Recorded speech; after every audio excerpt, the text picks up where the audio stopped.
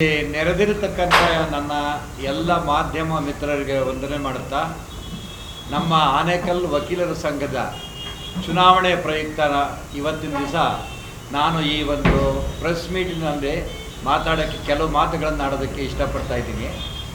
ನಾನು ನಿನ್ನೆ ಇದೇ ಒಂದು ಮಾಧ್ಯಮಗಳ ಮುಂದೆ ಒಂದು ಪ್ರೆಸ್ ಮೀಟ್ನಲ್ಲಿ ನನ್ನ ಹಲವಾರು ಸ್ನೇಹಿತರು ಮಾತಾಡಿದ್ರಿಂದ ಕೇಳಿಸ್ಕೊಂಡು ಭಾಳ ನನಗೆ ನೋವಾಯಿತು. ಇದನ್ನು ಹೇಳಬೇಕು ಅಂತ ಅಂದರೆ ಎಲ್ಲ ನನ್ನ ಮಿತ್ರರು ಮಾಧ್ಯಮದ ಮುಂದೆ ನಿನ್ನೆ ಹೇಳಿರೋದ್ರಲ್ಲಿ 90% ಎಲ್ಲ ಬರೀ ಸುಳ್ಳನ್ನು ಹೇಳಿ ನಿಮ್ಮನ್ನು ನಂಬಿಸಿದ್ದಾರೆ. ಅದಷ್ಟು ಸುಳ್ಳು. ಕಾರಣ ಇಷ್ಟೇ, 1979ನೇ ಇಸ್ವಿನಲ್ಲಿ ಆನೇಕಲ್ ತಾಲೂಕಿನಲ್ಲಿ ನ್ಯಾಯಾಲಯ ಓಪನ್ ಆಯಿತು. ಆ 79ನೇ ಇಸ್ವಿನಲ್ಲಿ ದ್ವಾರಕಾನಾಥನ್ ಅವರು ನ್ಯಾಯಾಧೀಶರಾಗಿ ನ್ಯಾಯಾಲಯಕ್ಕೆ ಬಂದಿದ್ದರು. ಆವತ್ತಿನ ದಿವಸ ನಾನು ಒಬ್ಬನೇ ಲಾಯರ್ ಇದ್ದಿದ್ದು.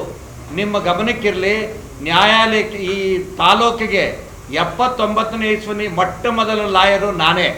ನಾನೊಬ್ಬನೇ ಲಾಯರು ಮತ್ತು ಒಬ್ಬರೇ ನ್ಯಾಯಾಧೀಶರು ಕೋರ್ಟನ್ನು ಓಪನ್ ಮಾಡಿದ್ವಿ. ಒಬ್ಬನೇ ಇದ್ದು ನಂತರ ನಾವೊಂದು 3-4 ಜನಗಳಾದ್ವಿ. 3-4 ಜನಗಳಾದ ಮೇಲೆ ನಾವು ಸಂಘವನ್ನು ಓಪನ್ ಮಾಡಿದ್ವಿ. ಸಂಘವನ್ನು ಓಪನ್ ಮಾಡಿದ್ವಿ. ನಂತರ ಅಲ್ಲಿ ಒಂದು ಕೋರ್ಟ್ ಮಾತ್ರ ಬಂತು. ಒಂದು ಕೋರ್ಟನ್ನು ನಾವು ನ್ಯಾಯಾಧೀಶರ ಒಂದು ಸಹಕಾರದಿಂದ ನಾವು ಹೈಕೋರ್ಟ್ಗೆ ನಾವು ಬೇಕಾದಷ್ಟು ತಿರುಗಾಡಿ ಬೇಕಾದಷ್ಟು ಕೋರಿಕೆಗಳನ್ನು ಸಲ್ಲಿಸಿ ಎರಡನೇ ನ್ಯಾಯಾಲಯ ಒಂದು ಅಡಿಷನಲ್ ಸಿವಿಲ್ ಜಡ್ಜ್ ಜೂನಿಯರ್ ಡಿವಿಷನ್ನ ತಂದಿದ್ದು ನಮ್ಮ ಕಾಲದಲ್ಲಿ, ನಾನು ಅಧ್ಯಕ್ಷರಾಗಿದ್ದ ಕಾಲದಲ್ಲಿ. ನಂತರ ಆವಾಗ ನ್ಯಾಯಾಲಯದಲ್ಲಿ ಎಲ್ಲ ಎರಡನೇ ಇದು ಸೀನಿಯರ್ ಸಿವಿಲ್ ಜಡ್ಜನ್ನು ನಾವು ಬಹಳ ಕಷ್ಟಪಟ್ಟು ಸೀನಿಯರ್ ಸಿವಿಲ್ ಜಡ್ಜನ್ನು ತಂದಿದ್ದು ನನ್ನ ಕಾಲದಲ್ಲೇ. ಅಸೋಸಿಯೇಷನ್ ಓಪನ್ ಆಗಿದ್ದು ನಾವು ಫೌಂಡರ್ಸು ನಾವು ಓಪನ್ ಆಗಿದ್ದು ನಮ್ಮ ಕಾಲದಲ್ಲಿ. ಮತ್ತು ಒಂದು ಫಾಸ್ಟ್ ಟ್ರ್ಯಾಕ್ ಕೋರ್ಟ್ ಬಂದಿದ್ದು ನಮ್ಮ ಕಾಲದಲ್ಲೇ. ಇವರು ಏನೂ ಮಾಡಿಲ್ಲ. 79ನೇ ಇಸ್ವಿಯಿಂದ ಇವರು ಲೂಟು ಮಾಡಿದ್ರು ಅಂತ ಹೇಳ್ತಾರಲ್ಲ, ಇವರೆಲ್ಲೂ ನಾನು ಅಸೋಸಿಯೇಷನ್ ಪ್ರೆಸಿಡೆಂಟ್ ಆಗಿ ಇದೆಲ್ಲನೂ ಮಾಡಿದ ಕಾಲದಲ್ಲಿ ಇವ್ರು ಯಾರೂ ಆನೇಕಲ್ಲಿಗೆ ಬಂದೇ ಇರಲಿಲ್ಲ. ಇವ್ರು ಯಾರಿಗೂ ವಕೀಲರುಗಳೇ ಅಲ್ಲ. ಆವಾಗ ನನ್ನ ಕಾಲದಲ್ಲಿ ನನ್ನನ್ನು ಬಿಡಿ ಯಾರು ವಕೀಲರು ಅಲ್ಲದೆ ಇರೋರು ಆ ಕಾಲದಲ್ಲಿ ಮಾತಾಡೋದಕ್ಕೆ ಇವ್ರಿಗೆ ಅರ್ಹತೆಯೂ ಇಲ್ಲ, ಏನೂ ಇಲ್ಲ. ಒಂದು ಎರಡನೇದೇನು ಅಂತಂದರೆ ಪ್ರತಿ ನಾನು ನನ್ನ ಇನ್ನೊಬ್ಬ ನಮ್ಮ ವಕೀಲ ಸ್ನೇಹಿತರು ಹೇಳಿದ್ರು, ಸುಮಾರು 18 ವರ್ಷ ಒಬ್ಬರೇ ವಕೀಲ ಅಧ್ಯಕ್ಷರಾಗಿದ್ದರು, ಅವರನ್ನು ಯಾರೂ ಪ್ರಶ್ನೆ ಮಾಡಲಿಲ್ಲ ಅಂತ. ಹೌದು, ನಾನು 18 ವರ್ಷ ಅಲ್ಲ, 22 ವರ್ಷ ನಾನೊಬ್ಬನೇ ಪ್ರೆಸಿಡೆಂಟ್ ಆಗಿದ್ದೆ. ಕಾರಣ ಏನು ಅಂತಂದರೆ ನನಗೆ ಯಾರೂ ಪೈಪೋಟಿನೇ ಕೊಡಲಿಲ್ಲ. ನಾನು ಯಾವುದು ಎಲೆಕ್ಷನನ್ನು ಎದುರಿಸಿರಲಿಲ್ಲ. ನಾನು ಯುನಾನಿಮಸ್ ಆಗಿ 22 ವರ್ಷ ನಾನು ಅಧ್ಯಕ್ಷನಾಗಿದ್ದೆ. ಅದು ನನಗೆ 22 ವರ್ಷ ಇದಾಗಿದ್ದರು. ನಮ್ಮ ಕೋರ್ಟ್ನಲ್ಲಿ ಒಂದು ಗಲಾಟೆ ಒಂದಿರಲಿಲ್ಲ. ನನ್ನ ಕಾಲದಲ್ಲಿ ನಾನು ಅಧ್ಯಕ್ಷನಾಗಿದ್ದ ಕಾಲದಲ್ಲಿ ನನ್ನ ಮತ್ತು ಕೋರ್ಟಿನ ನ್ಯಾಯಾಧೀಶರ ನಡುವೆ ಸಂಬಂಧ ಹೇಗಿತ್ತು ಅಂದರೆ ಪ್ರತಿನಿತ್ಯ ನಾವು ಅವರು ಯಾವಾಗಲೂ ಬೆರೀತಾ ಇದ್ವಿ, ಅಣ್ಣ ತಮ್ಮಂದ್ರಂತ ಇದ್ವಿ. ಯಾವ ರೀತಿಯ ತೊಂದರೆಗಳಿರಲಿಲ್ಲ, ಎಲ್ಲ ಸರಿಯಾಗಿ ನಡ್ಕೊಂಡು ಹೋಗ್ತಾ ಇತ್ತು. ಆವಾಗ ಅಸೋಸಿಯೇಷನ್ ಚಿಕ್ಕದಾಗಿ ಅಸೋಸಿಯೇಷನ್ ಮಾಡಿದ್ರು, ಎಲ್ಲ ರೀತಿಯನ್ನು ನಿಭಾಯಿಸ್ಕೊಂಡು ಹೋಗಿದ್ವಿ. ಹೀಗಿರುವಾಗ ಇವರು ಏನೂ ಮಾಡಿಲ್ಲ ಅಂತ ಇತ್ತೀಚೆಗೆ ಬಂದುಬಿಟ್ಟು ಇವರು ನಮಗೆ ಬೇಕು ಅಂತ ಇದ್ದಾರೆ. ಈಗ ನಮಗೆ ಬೇಕು, ನಾವು ಎಲೆಕ್ಟ್ ಆಗಬೇಕು ಅಂತ ಬಂದಿರೋ ಗುಂಪು ಅವರೆಲ್ಲ ಸೆಕ್ರೆಟರಿಗಳಾಗಿದ್ದಾರೆ, ಖಜಾಂಚಿಗಳಾಗಿದ್ದಾರೆ, ಅಧ್ಯಕ್ಷರಾಗಿದ್ದಾರೆ, ವೈಸ್ ಪ್ರೆಸಿಡೆಂಟ್ಗಳಾಗಿದ್ದಾರೆ. ಇವರ ಪಿತ್ರಾರ್ಜಿತ ಆಸ್ತಿಯ ಆನೇಕಲ್ ಅಸೋಸಿಯೇಷನ್ ಅಂತ ತಿಳಿದುಕೊಂಡು ಪ್ರತಿಯೊಂದು ನನಗೇ ಬೇಕು ಅಂತ ಕೇಳೋದು ಯಾವ ರೀತಿಯಲ್ಲೂ ನ್ಯಾಯಬದ್ಧವಲ್ಲ, ಸಮಂಜಸವಲ್ಲ. ನಾವು ಬದಲಾವಣೆ ಬಯಸ್ತಾ ಇರೋದು, ಹೊಸ ಮುಖಗಳು ಬರಬೇಕು. ನ್ಯಾಯಾಲಯದಲ್ಲಿ ಬರುವ ಕಕ್ಷಿದಾರರಿಗೆ ನ್ಯಾಯ ಸಿಗಬೇಕು, ಸರಿಯಾದ ನ್ಯಾಯ ಸಿಗಬೇಕು ಅಂತೇಳಿ ಹೊಸ ಮುಖಗಳನ್ನು ಹಳಬರೇ ಬೇಡ, ಹೊಸ ಮುಖಗಳನ್ನು ಬರಬೇಕು ಅಂತ ಬದಲಾವಣೆ ಬೇಡ್ತಾ ಇದ್ದೀವಿ. ಹೊರತಾಗಿ ನಾವು ಯಾವ ರೀತಿ ಅವ್ರ ಮೇಲೆ ಅಲಿಗೇಷನ್ಸ್ ಮಾಡ್ತಾ ಇಲ್ಲ. ಸಾಕು, ಅವರು ಅನುಭವಿಸಿದ್ದಾರೆ. ನಮ್ಮ ಇನ್ನೊಬ್ಬ ನೆನ್ನೆ ಸ್ನೇಹಿತರು ಹೇಳಿದ್ರು, ನನಗೆ ಕೊರೋನಾ ಬಂದ್ಬಿಡ್ತು, ಕೊರೋನಾ ಬಂದಿದ್ದರಿಂದ ಬರೀ 11 ತಿಂಗಳು ಮಾತ್ರ ನನಗೆ ಸಿಕ್ತು. ಕೊರೋನಾ ಪ್ರಪಂಚಕ್ಕೆ ಬಂತು, ನನಗೆ ಆನೇಕಲ್ಗೋಸ್ಕರ ಕೊರೋನಾ ಬರಲಿಲ್ಲ, ನಮ್ಮ ಅಸೋಸಿಯೇಷನ್ಗೋಸ್ಕರ ಕೊರೋನಾ ಬರಲಿಲ್ಲ. ಕೊರೋನಾ ಪೀರಿಯಡ್ನಲ್ಲೂ ಕೂಡ ಬೇಕಾದಷ್ಟು ನಮ್ಮ ವಕೀಲ ಮಿತ್ರರಿಗೆ ಕೊರೋನಾದಿಂದ ಬೇಕಾದಷ್ಟು ತೊಂದರೆಗಳನ್ನು ಅನುಭವಿಸಿದ್ರು. ಆವಾಗ ಇವರೆಲ್ಲ ಎಲ್ಲಿದ್ದರು?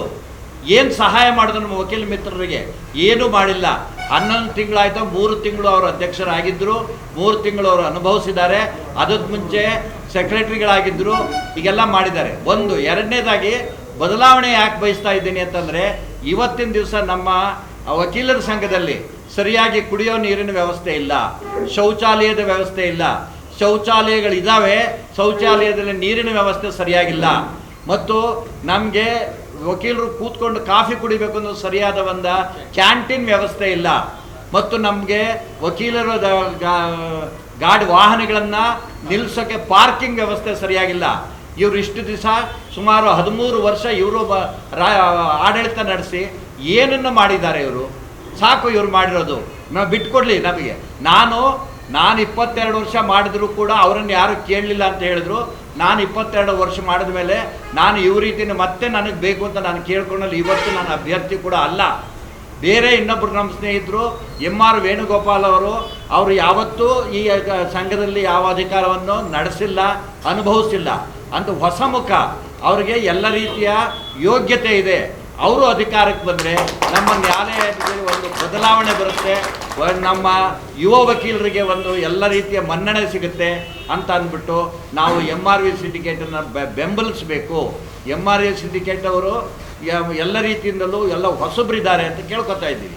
ಜೊತೆಗೆ 79ನೇ ಇಸ್ವಿನಲ್ಲಿ ನ್ಯಾಯಾಲಯ ಆದಮೇಲೆ ಹೊಸ ಕೋರ್ಟು ಸರ್ಕಾರದಿಂದ ಜುಡಿಷಿಯರಿ ಡಿಪಾರ್ಟ್ಮೆಂಟ್ ಹೊಸ ಕೋರ್ಟ್ ಓಪನ್ ಆಯಿತು. ಹೊಸ ಕೋರ್ಟ್ ಓಪನ್ ಆದಾಗ ಇಲ್ಲಿಂದ ಕೋರ್ಟನ್ನು ಶಿಫ್ಟ್ ಮಾಡಬೇಕು ಅಂತ ನಾವೆಲ್ಲರೂ ಸೇರಿ ನಾನು ಅಧ್ಯಕ್ಷತೆಯಲ್ಲಿದ್ದಾಗ ಒಂದು ಫಂಕ್ಷನ್ ಮಾಡಬೇಕು ಅಂತ ಇದು ಮಾಡಿದ್ವಿ. ಆಗಿನ ನಮ್ಮ ಫಾರೆಸ್ಟ್ ಮಿನಿಸ್ಟರ್ ಆಗಿದ್ದ ಕೇಶವಮೂರ್ತಿ ಅವರು ಮಿನಿಸ್ಟರ್ ಆಗಿದ್ದರು. ಆವಾಗ ನಮ್ಮ ಚೀಫ್ ಜಸ್ಟಿಸನ್ನು ನಾವು ಇನ್ವೈಟ್ ಮಾಡಿದಾಗ ಚೀಫ್ ಜಸ್ಟಿಸ್ ಏನಂತ ಹೇಳಿದ್ರು, ರಾಜಕೀಯದವರು ನಮ್ಮ ಇದರಲ್ಲಿ ಬಂದರೆ, ವೇದಿಕೆಯಲ್ಲಿ ಬಂದರೆ ನಾನು ಬರೋಲ್ಲ ಅಂತ ಹೇಳಿದ್ರು. ನಾವು ಚೀಫ್ ಜಸ್ಟಿಸ್ಗೆ ಮನ್ನಣೆ ಕೊಟ್ಟು ಯಾವ ರಾಜಕೀಯದನ್ನು ನಾವು ಇನ್ವೈಟ್ ಮಾಡಲಿಲ್ಲ. ಹಾಗಾಗಿ ನಮ್ಮ ಮಿನಿಸ್ಟ್ರನ್ನ ಇನ್ವೈಟ್ ಮಾಡಲಿಲ್ಲ ಅಂದಾಕ್ಷಣಕ್ಕೆ ಅವ್ರೇನು ಮಾಡಿದ್ರು, ಹೈಕೋರ್ಟಲ್ಲಾಗಿ ನಾನು ಆ ತಾಲೂಕಿನ ಮಿನಿಸ್ಟ್ರು, ಇಲ್ಲೇನು ಯಾವುದೋ ಫಂಕ್ಷನ್ ನಡೀಕೂಡ್ದು ಅಂತೇಳಿ ಚೀಫ್ ಜಸ್ಟಿಸ್ ಚಾಡಿ ಹೇಳಿ ಆ ಫಂಕ್ಷನನ್ನು ನಿಲ್ಲಿಸಿದ್ರು. ನಾವು ಇಡೀ ಬಿಲ್ಡಿಂಗು ಹಾಳಾಗೋಗ್ತಾ ಇದೆಯಲ್ಲ ಅಂತ ಅಂದ್ಬಿಟ್ಟು ನಾವು ಅಡ್ಮಿನಿಸ್ಟ್ರೇಟಿವ್ ಜಡ್ಜ್ ಹತ್ರ ಹೋಗ್ಬಿಟ್ಟು ರಿಕ್ವೆಸ್ಟ್ ಮಾಡಿಕೊಂಡು ಶಿಫ್ಟಿಂಗ್ ಆರ್ಡ್ರನ್ನ ಕೈನಲ್ಲಿ ತೊಗೊಂಬಂದು, ಆವಾಗ ಸುರೇಶ್ ಕೋಗಿಲ್ಗೆರೆ ಅಂತ ಜಡ್ಜ್ ಇದ್ದರು, ಅವ್ರು ಹೆದರ್ಕೋತಾ ಇದ್ರು. ನಾವು ರಾತ್ರಿ ನಾವು ಎಲ್ಲಿ ಕುಂತಿದ್ದೇವೆ, ಇದೇ ರಾಘವೇಂದ್ರ ಭವನ್ ಅವರ ಗಾಡಿನ ಉಪಯೋಗಿಸ್ಕೊಂಡಿದ್ದೀವಿ. ಅವತ್ತು ರಾಮದಾಸ್ ಅವರ ಸಹಕಾರ ತಗೊಂಡಿದ್ದೀವಿ. ರಾತ್ರಿ ಆ ಕೋರ್ಟಿಂದ ಈ ಕೋರ್ಟ್ಗೆ ನಾವು ಶಿಫ್ಟ್ ಮಾಡಿ ನ್ಯಾಯಾಲಯನ ಅಲ್ಲಿ ಓಪನ್ ಆಗಕ್ಕೆ ಮಾಡಿದ್ವಿ. ಅಷ್ಟೊತ್ತಿಗೆ ಅದೇ ನಮ್ಮ ಫಾರೆಸ್ಟ್ ಮಿನಿಸ್ಟ್ರು ಹೋಗಿ ಚಾಡಿ ಹೇಳಿದ್ರು, ನೀವು ಬೇಡ ಅಂದರೂ ಕೂಡ ನ್ಯಾಯಾಲಯ ಶಿಫ್ಟ್ ಮಾಡಿದ್ದಾರೆ ಅಂತ. ವಿಜಿಲೆನ್ಸ್ ಕಂಪ್ಲೇಂಟ್ ಕೊಟ್ಟರು. ಮಾರನೇ ದಿವಸ ನ್ಯಾಯಾಲಯ ಓಪನ್ ಆಗಿದೆ, ಪೂಜೆ ಮಾಡಿದ್ದೀವಿ, ನ್ಯಾಯಾಧೀಶರು ಬಂದು ಕೋರ್ಟಲ್ಲಿ ಕೂತಿದ್ದಾರೆ. ಹೈಕೋರ್ಟ್ ವಿಜಿಲೆನ್ಸ್ ಬಂದು ನನ್ನನ್ನು ಕರ್ಕೊಂಡೋದ್ರು, ಯಾವ ರೀತಿ ಓಪನ್ ಮಾಡಿದ್ರಿ ಅಂತ. ಆವಾಗ ನಾನು ಇಲ್ಲ ಸ್ವಾಮಿ, ನಮಗೆ ಅಡ್ಮಿನಿಸ್ಟ್ರೇಟಿವ್ ಜಡ್ಜ್ ಶಿಫ್ಟ್ ಮಾಡ್ಕೋಬೇಕು ಅಂತ ಹೇಳಿದ್ರು. ಅದರ ಆಧಾರದ ಮೇಲೆ ನಾವು ಶಿಫ್ಟ್ ಮಾಡಿದ್ವಿ ಹೊರತಾಗಿ ನಮ್ಮಲ್ಲೇನು ತಪ್ಪಿಲ್ಲ ಅಂತ ಹೇಳಿ ನಾವು ಆಮೇಲೆ ಬೇಡ ನೀವು ವಾಪಸ್ ಹೊರಟೋಗ್ಬಿಟ್ರಿ ನೀವು ಮುನ್ಸಿಪಲ್ ಆಫೀಸ್ ಬಿಲ್ಡಿಂಗ್ಗೆ ಅಂತಂದರು. ನಾನೇನು ಮಾಡಿದೆ, ಅವಾಗ ನನ್ನ ಸ್ವಬುದ್ಧಿಯನ್ನು ಉಪಯೋಗಿಸಿ, ಸ್ವಾಮಿ ಅವಾಗ ನಾನಾಗಿದ್ದೆ ಮುನ್ಸಿಪಲ್ ಆಫೀಸ್ಗೆ ನಾನೇ ಲಾಯರ್ ಆಗಿದ್ದೆ, ಒಂದು ಆ್ಯಂಟಿಡೇಟು ಲೆಟ್ರನ್ನ ಬರೆದುಬಿಟ್ಟು, ಸ್ವಾಮಿ ನಾವು ಆ ಬಿಲ್ಡಿಂಗ್ ಹೋಗೋಕ್ಕಾಗಲ್ಲ, ಆ ಬಿಲ್ಡಿಂಗನ್ನ ಮುನ್ಸಿಪಲ್ ಆಫೀಸ್ಗೆ ಹ್ಯಾಂಡ್ ಓವರ್ ಮಾಡಿಬಿಟ್ಟಿದ್ದೀನಿ ಅಂತ ಸುಳ್ಳು ಹೇಳಿದೆ ನಾನು. ಆವಾಗ ಸರಿ ಆಗಿದ್ದರೆ ನೀವು ಅಲ್ಲೇ ಕಂಟಿನ್ಯೂ ಮಾಡಿ ಅಂದ್ಬಿಟ್ಟು ಈ ಥರ ಕಷ್ಟ ಬಿದ್ದು ನಾವು ಈ ಕೋರ್ಟನ್ನು ಶಿಫ್ಟ್ ಮಾಡಿದ್ದೀವಿ. ಅವತ್ತಿನ ದಿವಸ ಇವರೆಲ್ಲ ಎಲ್ಲಿದ್ರು, ಇವರೆಲ್ಲ ಲಾಯರ್ಗಳೇ ಅಲ್ಲ ಅವಾಗ.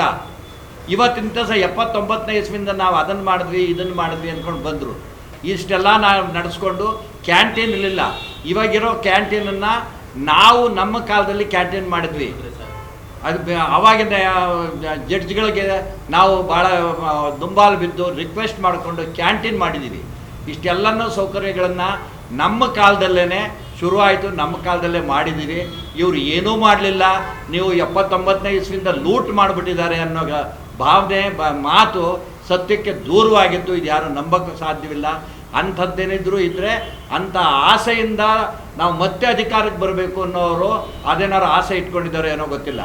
ಎರಡನೇದಾಗಿ ಇವಾಗೇನೋ ನಮ್ಮ ಅಧ್ಯಕ್ಷರ ಅಭ್ಯರ್ಥಿಯಾಗಿರೋಂಥ ವೈ ಪ್ರಕಾಶ್ ಅವರು ಸರಿ ನಾವಿಲ್ಲಿ ಸೇರಿರೋರನ್ನೇ ಸೇರಿಕೊಂಡು ನಿಮ್ಮೆಲ್ಲರ ಸಹಕಾರ ನನಗೆ ಈಗ ನಮಗೆ ಕೊಡಿ, ರಮೇಶ್ ಅವರನ್ನ ಅಧ್ಯಕ್ಷರನ್ನು ಮಾಡೋಣ. ನೆಕ್ಸ್ಟ್ ಸರಿ ನಾನಾಗಲಿ ರಮೇಶ್ ಅವ್ರನ್ನ ನಿಂತ್ಕೊಳ್ಳಲ್ಲ, ನೀವು ಯಾರು ಬೇಕಾದರೂ ಮಾಡ್ಬೋದು ಅಂತ ಹೇಳಿದಾಗ ನಾನು ಸಿ ವಿ ವಿಜಯ್ ಕುಮಾರ್ ಅವ್ರನ್ನ ಅವತ್ತೇ ಸೂಚಿಸಿದ್ದೆ. ಆಯಿತು, ಅವ್ರನ್ನೇ ಮಾಡಬೇಕು ಅಂತ ಅವ್ರನ್ನ ಘಂಟಾಘೋಷವಾಗಿ ಒಪ್ಕೊಂಡು, ಈ ಸರಿ ಇಲ್ಲ ನಾನು ಹಂಗೆ ಒಪ್ಕೊಂಡೇ ಇಲ್ಲ ಅಂತ ಸುಳ್ಳು ಹೇಳಿಬಿಟ್ರು ನಮಗೆ, ನಮ್ಮ ಮುಂದಲ್ಲೇ ಹೇಳಿ. ಆದರೆ ಈ ಸರಿ ವಿಜಯ್ ಕುಮಾರ್ ಅವರೇ ಅಧ್ಯಕ್ಷರ ಅಭ್ಯರ್ಥಿ ಆಗಬೇಕಾಗಿತ್ತು. ಅವ್ರಿಗೇನೋ ಸ್ವಲ್ಪ ಆರೋಗ್ಯ ತೊಂದರೆ ಆಗಿದ್ದರಿಂದ ನಾವು ಯುನಾನಿಮಸ್ ಆಗಿ ವಿಜಯ್ ಕುಮಾರ್ ಅವರೇ ನಿಮಗೆ ಬೇಡ ಅಂತ ಹೇಳಿ ವೇಣುಗೋಪಾಲ್ ಅವರನ್ನು ಅಭ್ಯರ್ಥಿಯಾಗಿ ನಿಲ್ಲಿಸಿದಿರಿ. ದಯಮಾಡಿ ವಕೀಲರ ಮಿತ್ರರೇ, ಆರ್ ವೇಣುಗೋಪಾಲ್ ಅವರು ಸರಿಯಾದ ಅಭ್ಯರ್ಥಿ, ಹೊಸ ಮುಖ.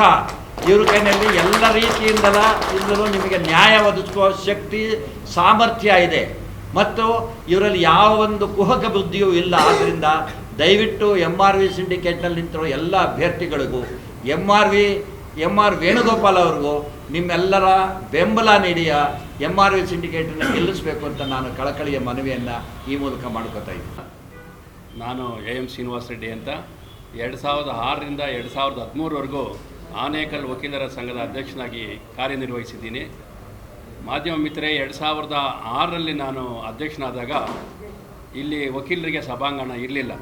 ಕೆಳ ನ್ಯಾಯಾಲಯದಲ್ಲಿ ಎಲ್ಲ ಒಂದು ಮೂಲೆಯಲ್ಲಿ ಸ್ವಲ್ಪ ಮಟ್ಟಿಗೆ ಇತ್ತು. ಆಗ 42 ಜನ ಮಾತ್ರ ವಕೀಲರಿದ್ದಿದ್ದು. ನಾನು ಅಧ್ಯಕ್ಷನಾಗೋ ಕಾಲಕ್ಕೆ 100 ಜನಗಳಿಗೂ ಮೀರ್ಪಟ್ಟು ವಕೀಲರ ಸಂಖ್ಯೆ ಹೆಚ್ಚಾಯಿತು. ಆಗ ವಕೀಲರಿಗೆ ಸ್ಥಳಾವಕಾಶ ಇಲ್ಲ ಅಂತ ರಾಜ್ಯದಲ್ಲೇ ಮೊಟ್ಟ ಮೊದಲ ಬಾರಿಗೆ ನ್ಯಾಯಾಲಯದ ಕಟ್ಟಡದ ಮೇಲೆ ವಕೀಲರ ಸಂಘನ ಸ್ಥಾಪನೆ ಮಾಡೋದಕ್ಕೆ ಅನುಮತಿ ಪಡ್ಕೊಬಂದ್ವಿ.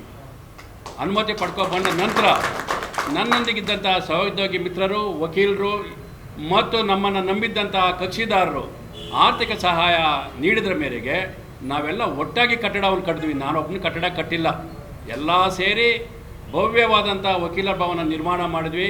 2009ರಲ್ಲಿ ಆ ಕಟ್ಟಡವನ್ನು ಅಂದಿನ ಉಚ್ಚ ನ್ಯಾಯಾಲಯದ ಮುಖ್ಯ ನ್ಯಾಯಮೂರ್ತಿಗಳು ಮತ್ತು ಸರ್ವೋಚ್ಚ ನ್ಯಾಯಾಲಯದ ನ್ಯಾಯಾಧೀಶರುಗಳು ಬಂದು ಅದನ್ನು ಉದ್ಘಾಟನೆ ಮಾಡಿ ನೆರವೇರಿಸಿದಂಥ ಕಾರ್ಯಕ್ರಮ.